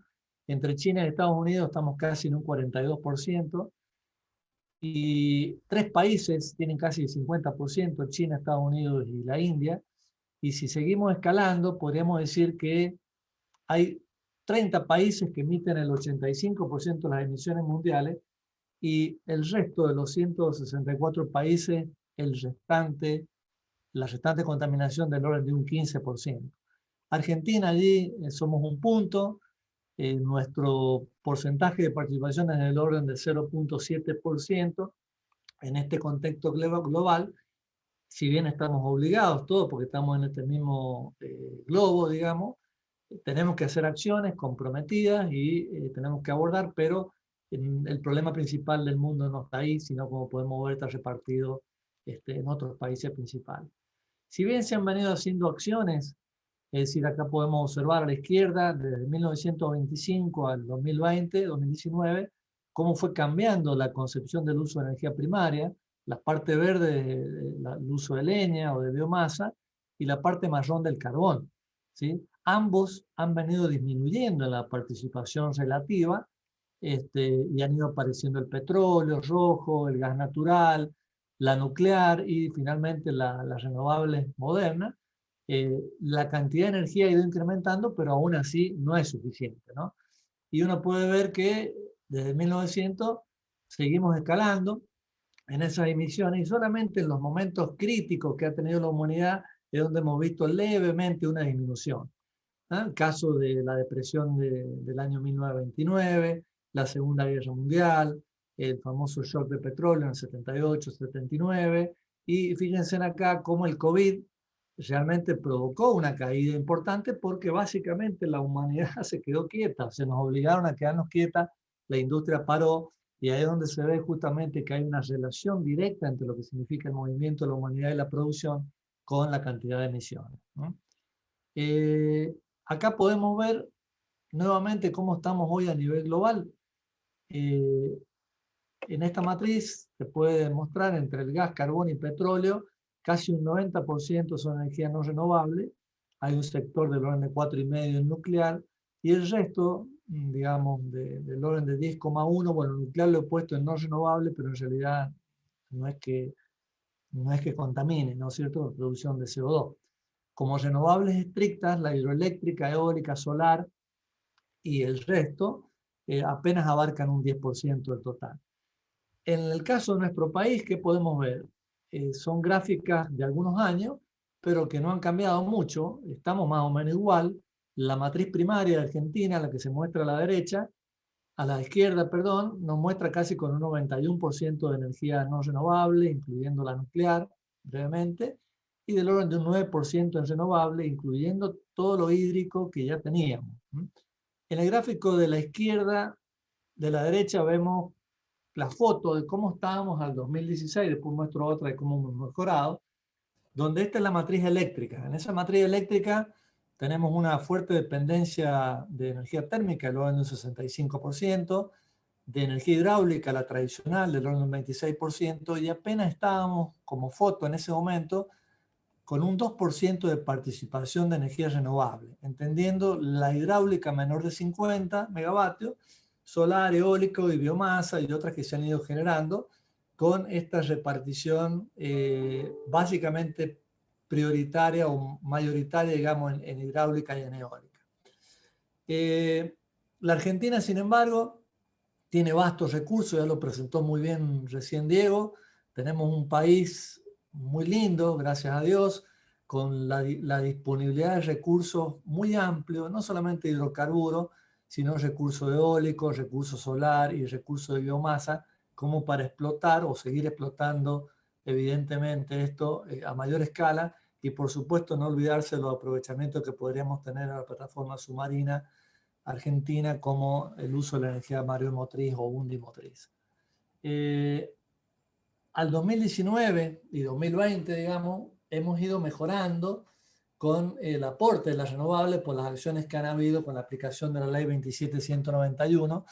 Y al 2019, por ejemplo, el sector de las renovables subió del 2% al 6%, y al año 2020, informe CAMESA, estábamos en el orden de un 10%, o sea que 10 al 11 debemos estar para el año 2021, donde un poco se vio el incremento también porque en realidad cayó la demanda debido a la pandemia, es decir, que este año 2022 es un año en el que se va a ver realmente cómo estamos en la renovable, en ese objetivo que nos definimos con la ley 27191, que era alcanzar el 20% al 2025.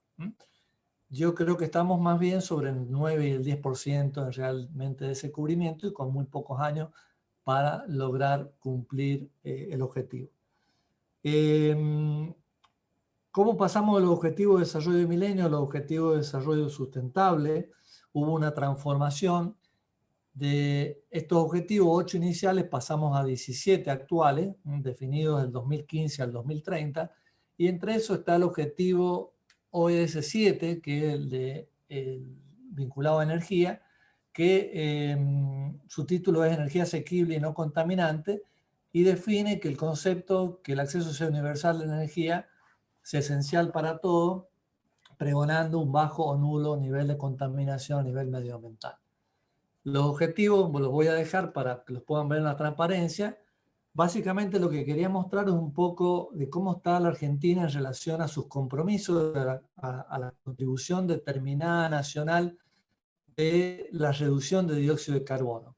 Desde el año 92 que se adoptó la Convención Marco sobre el Convenio Climático, han habido muchas acciones hasta que finalmente en el 2015, en la COP21 de París, tuvo una expansión a todos los países en vía de desarrollo, esta obligación, y un carácter jurídico vinculante, ¿no?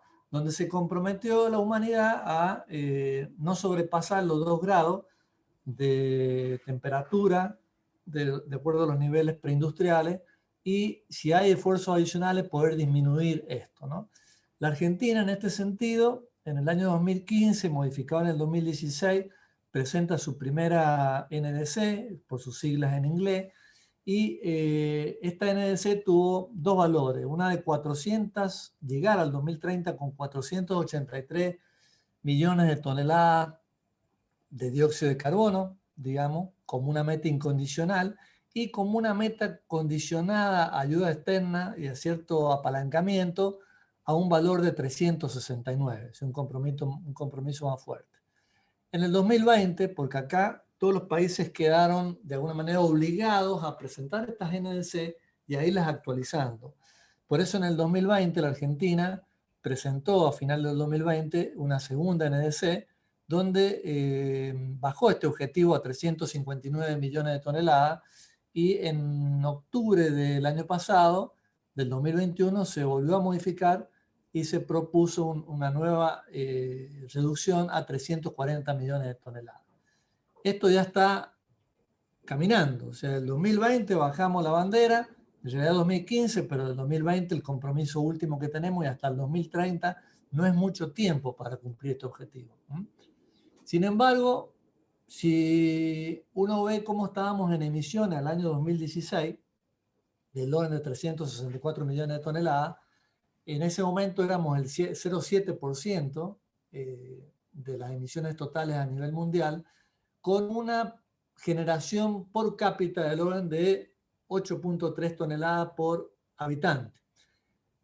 La desagregación, viendo una foto a ese momento, es del orden de un 53% del sector energético. Es decir, la principal atribución de esta contribución es justamente, de nuevo, energía, y energía generada en base a hidrocarburos.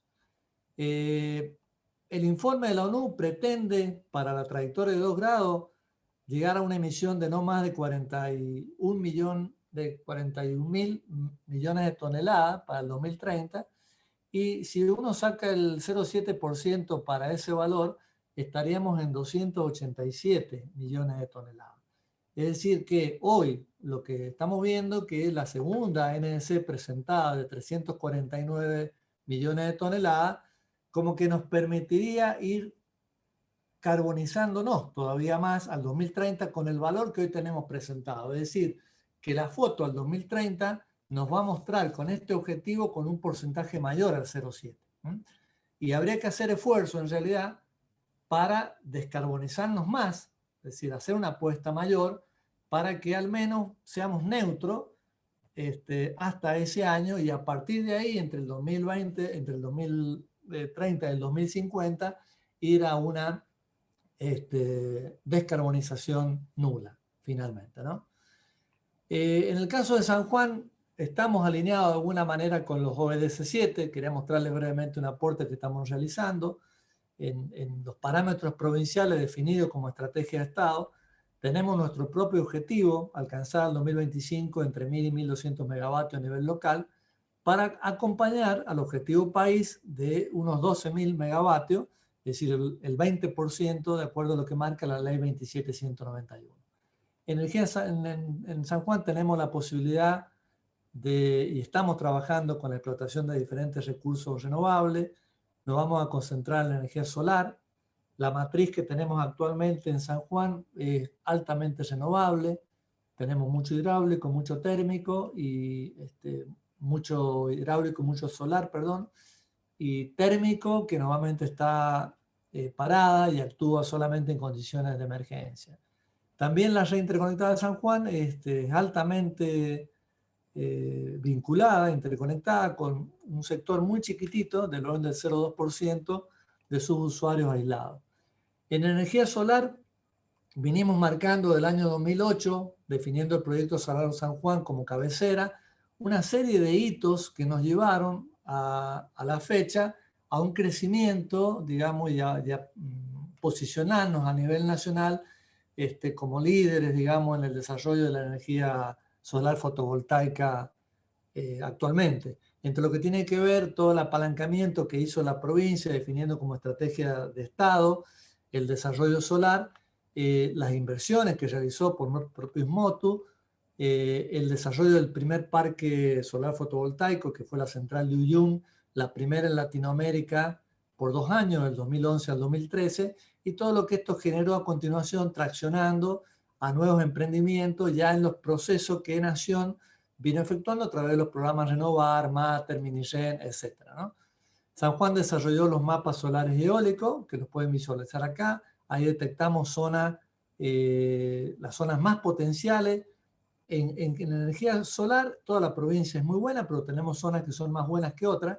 Y en energía eólica no competimos con la Patagonia, pero hay lugares que son también muy buenos, con factores de capacidad 45, 46%, Tocota, que se marca acá en el plano en particular. Ahí tenemos los terrenos que hemos desarrollado y en los que trabajamos, digamos, desarrollando proyectos por cuenta propia o en combinación con privados. Los 2 terrenos que estamos desarrollando son Tocota y Uyum, con 12.000 hectáreas, 12.600 hectáreas y 1.050 hectáreas. Allí ya tenemos proyectos, varios caminando y en algunos casos operando y avanzando. Esto es un poco una foto de cuál es el estado de situación hoy en San Juan. Con azul se ven los megavatios, digamos, que tenemos ya instalados y operando. En rojo, los distintos procesos por los que se ha ganado, en Renovar, Mater o algunos más viejos, el caso del Genren, y cuáles están en operaciones, cuáles han sido adjudicados y están con demoras por falta de financiamiento, están en resoluciones, transitando Secretaría de Energía y CAMESA, y cuáles están en construcción. La foto hoy es que tenemos 300 megavatios, un poquito más de 300 megavatios en 16 plantas totales en fotovoltaica y 178 megavatios en construcción. Hoy nos posiciona casi con 1/3 de la energía que se genera en San Juan, de la demanda total de San Juan. Tenemos participación en el orden de un 46% de la cantidad de plantas a nivel nacional. Aportamos un 30%, 29% de la potencia instalada a nivel nacional en solar fotovoltaico, y del orden de 1/3 también, un 32% de la energía nacional solar fotovoltaica generada la hacemos desde San Juan. Ahí pueden observar algunas fotos, en general, fotos aéreas, de estas grandes plantas. Estoy hablando de solar fotovoltaico a nivel concentrado. En distribuido estamos avanzando, pero más lentamente. Después de esto, bueno, comenzamos como proyecto también vinculado con el proyecto Solar San Juan, lo que es el desarrollo de la fábrica integrada de paneles fotovoltaicos.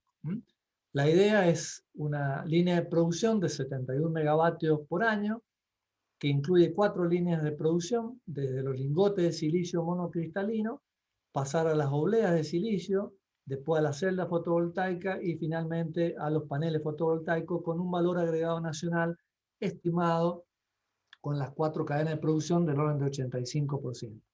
Esto en términos energéticos significaría del orden de unos 170 gigavatios hora por año, ¿no? de producción de energía equivalente de estos paneles, y para el abastecimiento del orden de unas 55.000 a 60.000 viviendas de rango medio residencial, de acuerdo a los cuadros tarifarios que tenemos acá en la provincia. Ahí pueden ver una maqueta de la fábrica. En total son 18.000 metros cuadrados y cómo la hemos ido seccionando para construirla. La fase 1, que es la que se observa ahí, ya la tenemos terminada, son del orden de 2.800 metros cuadrados.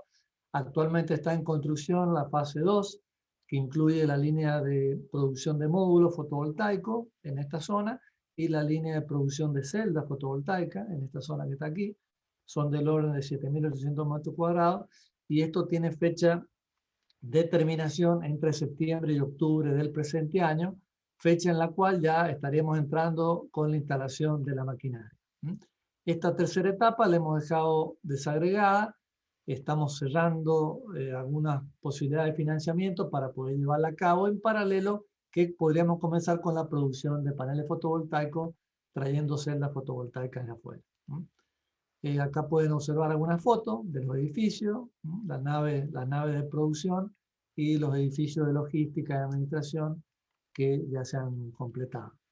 En relación a las máquinas, son en total 262 máquinas y equipos, ya fueron importados y traídos a San Juan, y en un mes y medio aproximadamente comenzamos a traer las primeras cajas ya a la zona donde tenemos el edificio de producción para comenzar con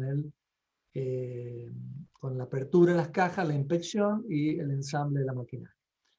La fábrica esta de paneles fotovoltaicos fue, digamos, una manera derivada por parte del gobierno San Juan al EPSE. El EPSE es una empresa de energía, de generación de energía eléctrica, y digamos, se la direccionó al EPSE con la idea de producir paneles para desarrollar parques fotovoltaicos. Es decir, para nosotros es una fábrica de energía, con una sinergia nacional.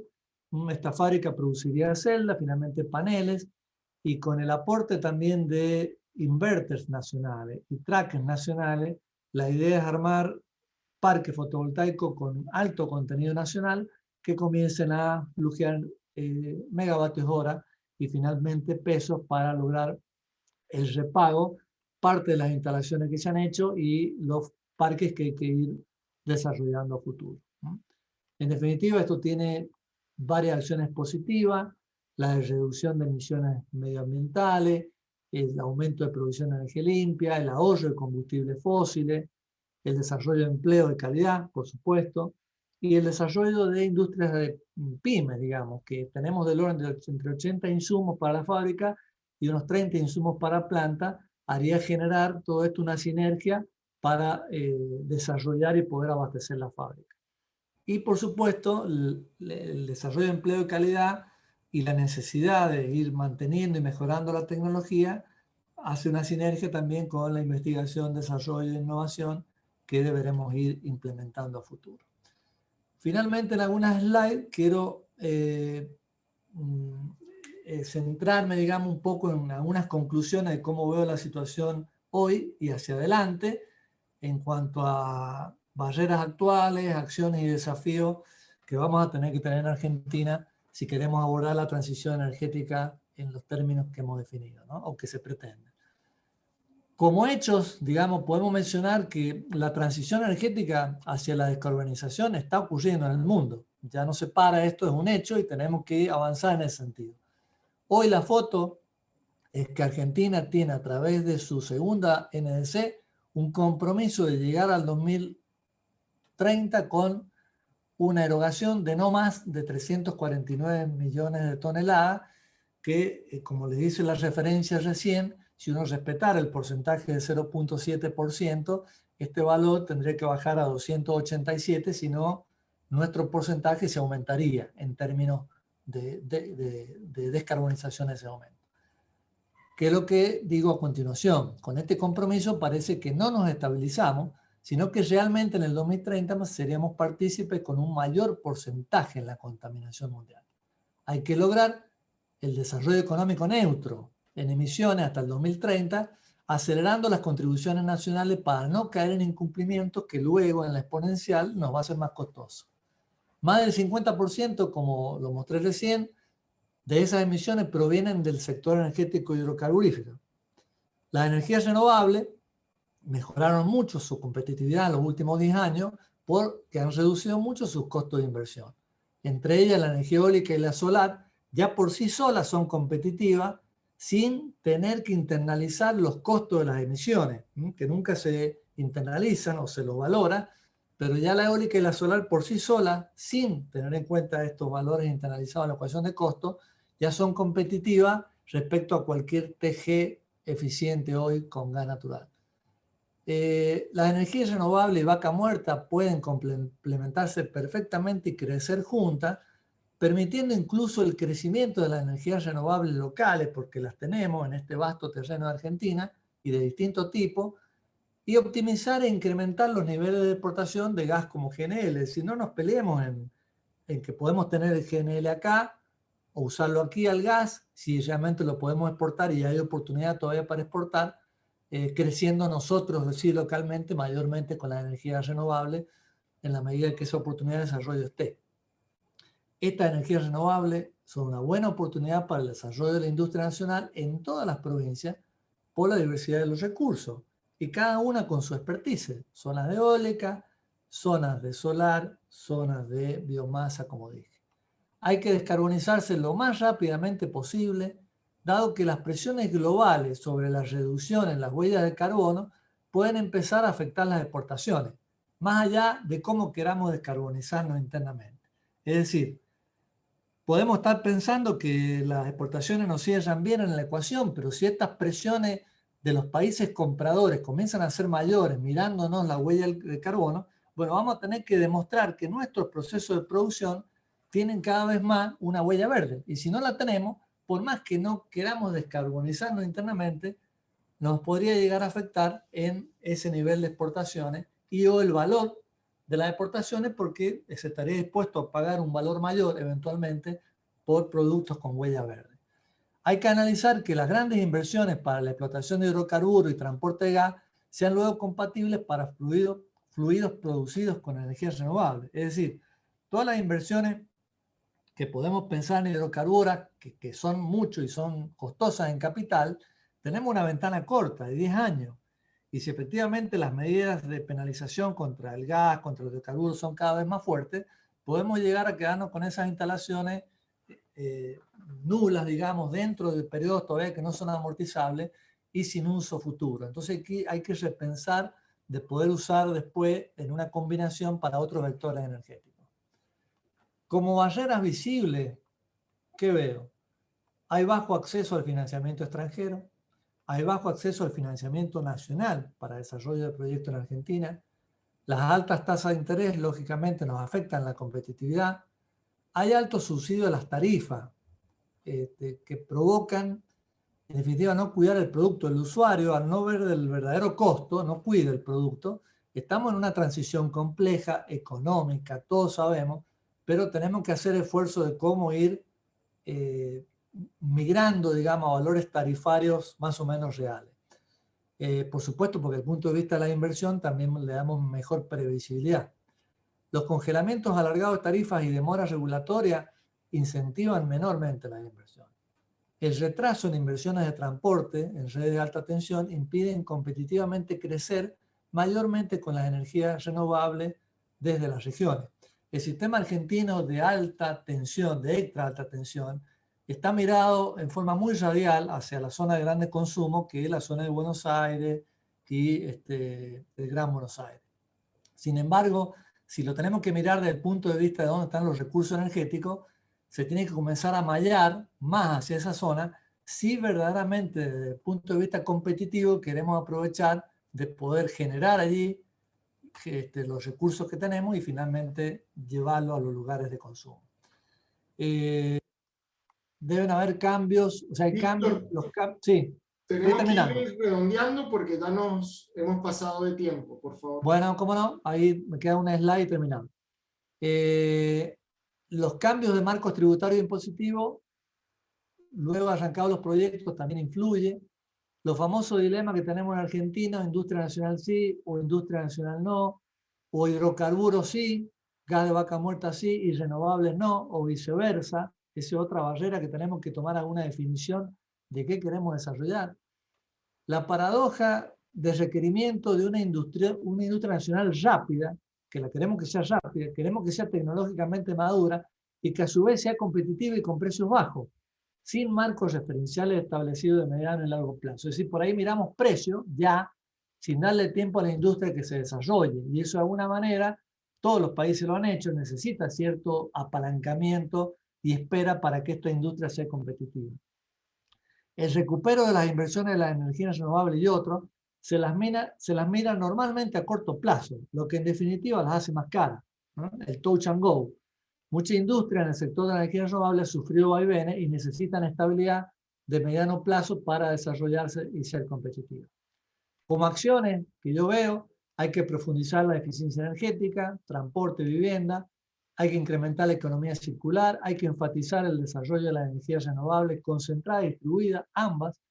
Hay que comenzar a desarrollar otros actores energéticos como el hidrógeno, que ya se ha comenzado a hablar en Argentina, desarrollar sistemas de captura y almacenamiento de carbono, la electromovilidad, incentivar la industria nacional para provisión de bienes y servicios vinculados con la energía renovable, la eficiencia energética y la electromovilidad, generar recursos humanos de alta calidad, brindar un marco atractivo para nuevas inversiones y incrementar formatos de alianza entre sectores públicos y privados. Como slide final, ¿qué necesitamos?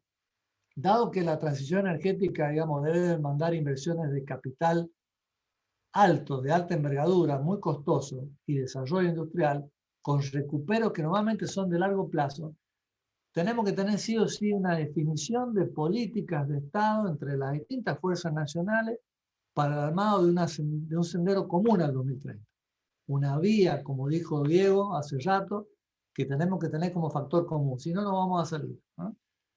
Que brinde una mayor seguridad jurídica y previsibilidad, que se adecue y reduzca la alta carga impositiva, que brinde una certidumbre post-contractual respecto a que no aparezcan mayores cargas impositivas o se cambien las condiciones iniciales, reducir, adecuar y transformar el esquema de subsidio de las tarifas eléctricas, direccionar fuentes de financiamiento de organismos nacionales a proyectos vinculados con componente nacional, es decir, que no estemos usando fuentes de financiamiento del Estado Nacional para financiar proyectos que traen componentes de afuera. Es decir, en eso creo que no estoy de acuerdo y me parece que es un tema de debate.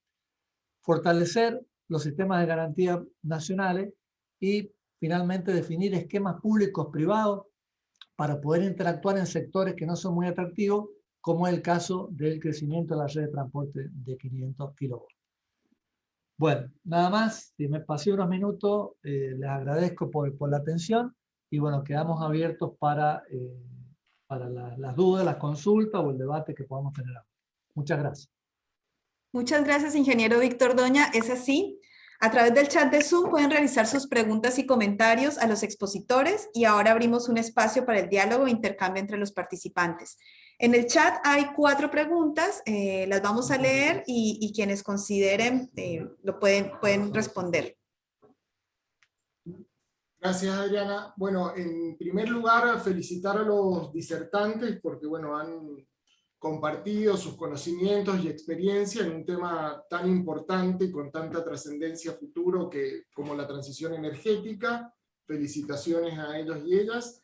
Y dado el horario, que ya estamos excedidos, hemos seleccionado de todas las preguntas del chat una para cada disertante. En primer lugar, la presentación de Sol generó una cascada de consultas sobre cómo se podía visitar el proyecto Karen, así que bueno, ahí en el chat está la persona encargada de comunicación para gestionar las visitas. No sé, Sol, si querés agregar algo más en relación a la visita de Karen. No, bueno, muchas gracias. Fue muy interesante estar en esto. No, lo único que quiero agregar es, ahí está el contacto de Luciano, que es el que organiza las visitas al predio. Escríbanle, tengan paciencia porque son muchas, pero realmente vale la pena. Y lo otro que quiero agregar es que estamos buscando gente para trabajar en la CONEA y en el proyecto, así que aprovecho para dejarles a todos digamos, también si tienen algún CV o algo, mándenle a Luciano. Y tenemos en la página de la CONEA un sistema de postulación que vamos a ir, que la CONEA entera va poniendo ahí posibilidades laborales, y realmente necesitamos mucha gente. La verdad que hay una cosa increíble de trabajar en un proyecto así, que es la multidisciplinaridad del trabajo. Es muy gratificante trabajar en un proyecto donde trabajan por ahí 200, 300 ingenieros administrativos, de obra, de todo con un único objetivo común, y necesitamos gente con todos los perfiles, y particularmente ingenieras, ingenieros de todos los colores. Así que por favor, nada, eso. Y bueno, muchas gracias, fue muy interesante. Muchas gracias, Sol, por tu participación. Bueno, la segunda pregunta va dirigida a Diego, la realiza Mercedes Patulló, de la Jefatura de Gabinetes de Ministros. ¿Qué potencial tiene la integración regional en términos de nueva infraestructura, de normativas comunes, de cooperación estratégica, para impulsar el autoabastecimiento y la seguridad energética de Argentina y los países de la región? Bueno, a ver, el potencial es enorme. Deberíamos ponernos de acuerdo entre los vecinos primero, ¿no? Pero en términos de transición, la complementariedad de las matrices energéticas de cada país para lograr estabilidad con generación renovable es central.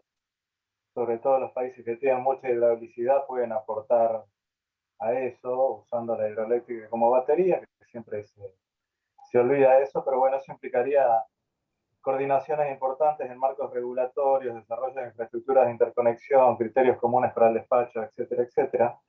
Díganle a Víctor, sino que tienen que pelear, digamos, por ahí con Camesa para poder introducir esas consideraciones respecto de usar la hidroelectricidad que tienen ahí como batería, ¿no? Digamos, deberíamos empezar por casa. Bueno, voy a pisar un poquito el terreno de Sol, que me perdone. Creo que también hay un potencial enorme con el CAR, ¿no? Argentina tiene una larga trayectoria nuclear con Brasil, complementarios los desarrollos en enriquecimiento de uranio de Brasil, las capacidades industriales de ambos países para encarar un proyecto así de exportación. Creo que sería un muy, pero muy buen sendero para cooperación e integración de largo plazo. Y bueno, en biocombustibles tenemos algunas instancias de trabajo, también de coordinación normativa, pero bueno, primero lo primero, para poder tener una instancia de coordinación común deberíamos tener una planificación nacional en la transición. Y bueno, mea culpa en la parte que me toca a mí como funcionario, ¿no? Aunque es chiquitita, pero bueno, también uno tiene algo de culpa, digamos, nos falta una planificación nacional, porque, digamos, poder planificar infraestructuras en común, interconexiones, criterios comunes de despacho, implica tener, digamos, una hoja de ruta nacional de cómo vas a ir desarrollando infraestructuras, capacidades de generación y demás para ir macheando esas cuestiones. Igual, digamos, Uruguay es un buen ejemplo, ¿no? De cómo las interconexiones y demás te pueden ayudar para soportar una alta penetración de energías renovables. No es ejemplo en términos de cómo la financiaron, porque como ellos tenían una electricidad carísima, introducir renovables le ha bajado el costo. Digamos, es diferente, la realidad no es comparable, no es trasladable, pero en términos de concepción de red eléctrica y demás es interesante y es un camino, una perspectiva. Gracias, Diego, muy amable. Y la última pregunta para Víctor, y mencionar también que nos acompaña Pablo Cortuzo, director de INSA, porque esta pregunta está también referida a INSA. ¿Cuál es el estado actual de la provisión de inversiones nacionales por parte de INSA y qué otros proveedores de inversores nacionales actuales o por desarrollarse? Bueno, sí, inversor debe ser, no inversiones, inversores. En realidad estamos trabajando con IMSA, ahí cuando mostré yo un slide donde queremos desarrollar los parques con mayor contenido nacional. En ese proyecto estamos trabajando juntamente con IMSA. IMSA está trabajando en este momento con un tecnólogo europeo para poder, en principio, bueno, adquirir o ir aprendiendo, digamos, de esa tecnología y finalmente poder desarrollarlo acá en Argentina. Un poco el avance del cronograma de eso está vinculado o medio conectado con el avance de la producción de nuestra fábrica, porque la idea es que lleguemos al mismo punto en el mismo tiempo, es decir, nosotros tenemos que instalar las máquinas para comenzar con las pruebas y el año que viene, primer trimestre, yo mediante, debiéramos estar con producción. Y allí en ese momento, digamos, comenzar con la instalación ya en los parques. O sea, hay una tarea previa de comenzar a elegir los terrenos, que ya los tenemos, prepararlos y demás. Y primero es la instalación, preparación del terreno, la instalación de los trackers, es lo que más presiona al principio, y después finalmente viene la instalación de los paneles y los inverters. Con lo cual, con INSA estamos trabajando en esa línea, ellos están trabajando con el tecnólogo, y la idea es poder llegar en forma conjunta con ellos a ese momento. Adriana. Bueno, muy bien. Otra Adriana pregunta. Felipe. Gracias. Otra pregunta. ¿Por qué es tan difícil implementar la tecnología de generación con residuos sólidos urbanos en el país? Tenemos un proyecto y no se puede encontrar interés, ya que esto eliminaría los basurales y aportaría al cambio climático. Bueno, les comento algo, tomo la posta si les parece. Primero, el costo de la energía resultante es caro en relación a lo que está dispuesto a remunerar la Secretaría de Energía, teniendo en cuenta, digamos, que tenemos un mix de referencia que se lo compara con el gas y que el Estado pone enormes cantidades de dinero para subsidiar la producción eléctrica, ¿no? Segundo, es un sector complejo y se podría llegar a costos razonables de energía que en relación a costos de oportunidad de reemplazo de algunas fuentes térmicas, pero haría falta políticas o herramientas de políticas que no tenemos en la interacción entre varios ministerios. Es por eso que yo les señalaba en la presentación que nos faltan actores estratégicos.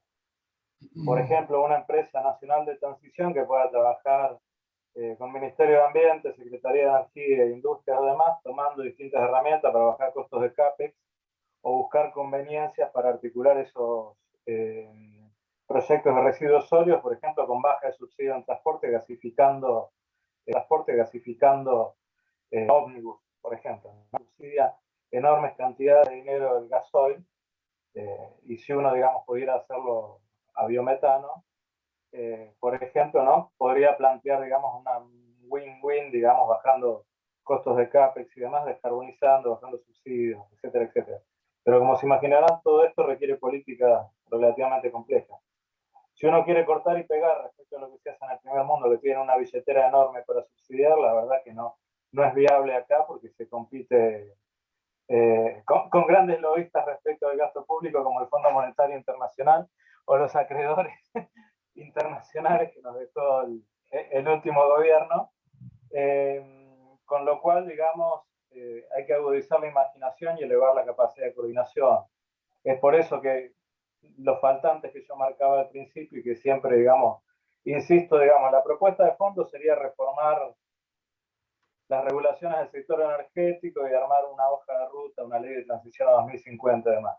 Podemos arreglarnos muñequeándola, generando, digamos, un fondo para el desarrollo de la transición con tecnologías nacionales y una empresa nacional de transición que haga de la suerte de YPF en el siglo XX, desarrollando proveedores y alimentando la curva de aprendizaje de los tecnólogos y proveedores nacionales. De mínima eso precisamos, y alguna hoja de ruta mínima de cómo coordinar entre naciones y provincias en las prioridades, los desarrollos de infraestructura, la generación, etcétera, etcétera. En algo así, digamos, cobraría sentido y otra posibilidad económica el desarrollo de estas grandes oportunidades que hay, en el sentido de que podés solucionar temas ambientales, bajar costos, generar empleo local, etcétera, etcétera. Entiendo, digamos, no es que falte interés, sino que faltan herramientas. Esa es la realidad en el contexto macro de Argentina, ¿no? Sí, ahí sí, si me permiten, un poco coincido con Diego. Yo comenté un poco ahí en la exposición de lo que pasa hoy con la solar eólica. Es decir, la solar eólica, los volúmenes de producción que tuvieron a nivel mundial lograron que sus precios cayeran rápidamente y se volvieron competitivas por sí solas sin tener que agregarle un cierto valor que sería el valor de la contaminación que están produciendo los equivalentes que reemplazarían estas energías. Es decir, cómo se internalizan esos costos. Entonces ya compitieron por sí solas.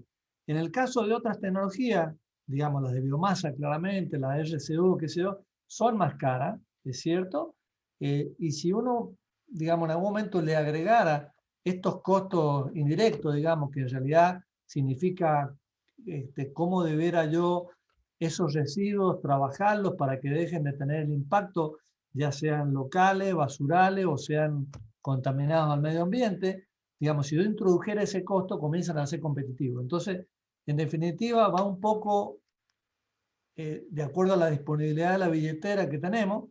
Si simplemente miramos el precio y no hay presiones todavía monetarias desde el punto de vista de los impactos medioambientales, y bueno, directamente vamos a mirar el precio, y hoy la producción de energía renovable con proyectos de biomasa o RCO son más caras. Y nuevamente están funcionando o se han realizado como proyectos secundarios donde hay un proyecto primario. Es decir, la utilización del bagaje de la caña de azúcar al lado de los ingenios, o de la cáscara de maní en el norte, o de la serrín en los aserraderos en la zona de Mesopotamia. Entonces, en definitiva, hay un negocio principal y esto funciona al lado bien rentable como un negocio secundario, porque justamente tienen el impacto de ese producto, el impacto ambiental de ese producto, que tienen que de alguna manera trabajarlo y eliminarlo. Entonces ahí sí cierra. Ahora, en el momento que estas presiones, como dije, comiencen a llegar de la huella de carbono y de una serie de cuestiones que nos pueden empezar a exigir para la producción de nuestros productos y eventualmente cuando tengamos que hacerlo para exportar, y vengan a esa exigencia, probablemente ahí tengamos que internalizar los costos, y ahí en definitiva se vuelven competitivas respecto a otras, para que en definitiva en los decisores de estas regulaciones que se hacen en convocatorias que hará el Estado Nacional, Secretaría de Energía, CAMES y demás, se definan niveles de tarifa que permitan hacer estos proyectos rentables. Bueno, ¿Me puedo meter un segundo? Sí. Me meto un segundo y listo. No, más bien estaba relacionado con la pregunta anterior y con también lo que comentaba Diego sobre el tema este de Bueno, bien que se cómo hacer la comparte. transición, ¿no? Cómo hacer la transición y cómo desarrollar la cadena de valor en las empresas nacionales. Eso es algo que efectivamente, que, como yo comentaba, está en el corazón del sector nuclear y es un trabajo medio titánico, ¿no? Por los tipos de... y que requiere un poco, digamos, sería fantástico lo que dice Diego de armar una empresa de transición energética que en un punto palanquee el desarrollo industrial. Ahí, digamos, lo que nosotros estamos haciendo, en particular con el CAREM, pero con mucho trabajo con Nuclear Eléctrica Argentina, en el desarrollo de proveedores, obviamente están los grandes jugadores, está IMSA. Fue un acierto monumental rescatar a IMSA de la quiebra, porque con IMSA desapareciendo el país, perdíamos capacidades en toda la cadena de fabricación. Obviamente igual está en una situación compleja porque bueno, viene golpeada, pero efectivamente es una de las únicas 2 empresas que tienen calificación ASME nuclear para fabricar componentes nucleares, que son IMSA y CONUAR. Esos son como jugadores grandes, digamos, pero además hay todo un montón de industria metalmecánica pequeña. Nosotros trabajamos mucho con ADIMR, obviamente, la Asociación de Metalúrgicos de la República Argentina, y es cómo se trabaja, por ejemplo, junto con IMSA para fabricar, que IMSA fabrica algunos componentes, pero además, de alguna manera, trabajar de manera conjunta la CONEA IMSA para desarrollar los proveedores de ADIMRA. Hay otras empresas, está CECIN, bueno, está AESA tiene muchas capacidades de fabricación, bueno, que si bien está focalizado en el rubro de los hidrocarburos, tiene muchas capacidades, estamos empezando a trabajar con AESA, y hay un montón de otras empresas pequeñas, metalmecánicas, que están nucleadas en ADIMRA, con las que estamos trabajando para fabricar cosas para el CAREM. Ahora, efectivamente, más allá del CAREM prototipo y pensando en el comercial, hay que tener una estrategia más a largo plazo para que esas empresas sobrevivan y puedan desarrollarse y puedan hacer la inversión que se requiere para fabricar componentes, no solo para la industria nuclear, sino también para las demás industrias. Entonces, en ese sentido, es donde es tan importante pensarlo, como lo decían tanto Diego como Víctor, no en términos del costo punto, sino en términos del desarrollo que se produce dentro del país. Ahora, hay aprendizaje en eso, en el sector nuclear hay mucho aprendizaje en ese sentido, se ve en el aumento de la integración nacional en distintas cosas. Ahora, está claro que si no es una política de Estado, si no tenemos cierta estabilidad política en este sentido, es muy difícil que esas empresas sobrevivan y continúen, digamos, ¿no? Pero hay experiencias de cómo hacer esto en un país dependiente como la Argentina, digamos.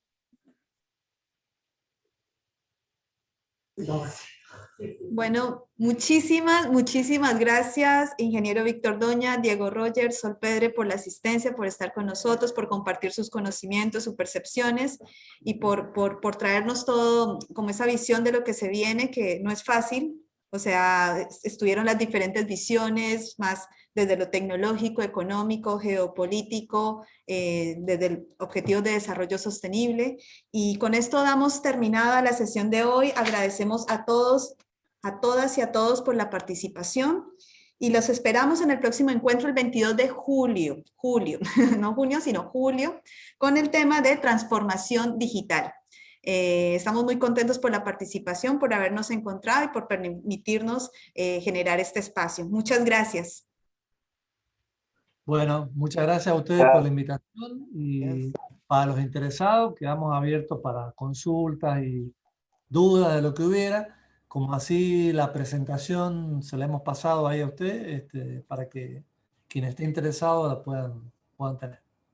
Sí, esta transmisión será subida al canal de YouTube del Ministerio de Ciencia y Tecnología y les voy a dejar en el chat el correo de Pronaptec para quienes deseen la presentación, se las puedo enviar. Muchísimas gracias a todas y a todos por la participación. Adriana, muchas gracias, Vanessa. Muchas gracias. Felicitaciones desde el Centro de Estudios Prospectivos de Cuyo. Felicitaciones a todos. Muy excelentes exposiciones. Sí, muchísimas Bueno, gracias muchas a los expositores y a los participantes. Chao, chao. Bueno, muchas gracias. Chao, y a quienes compartieron la charla también. A Sol y a Diego, ya nos estaremos viendo. Un abrazo. Chao. Un gusto.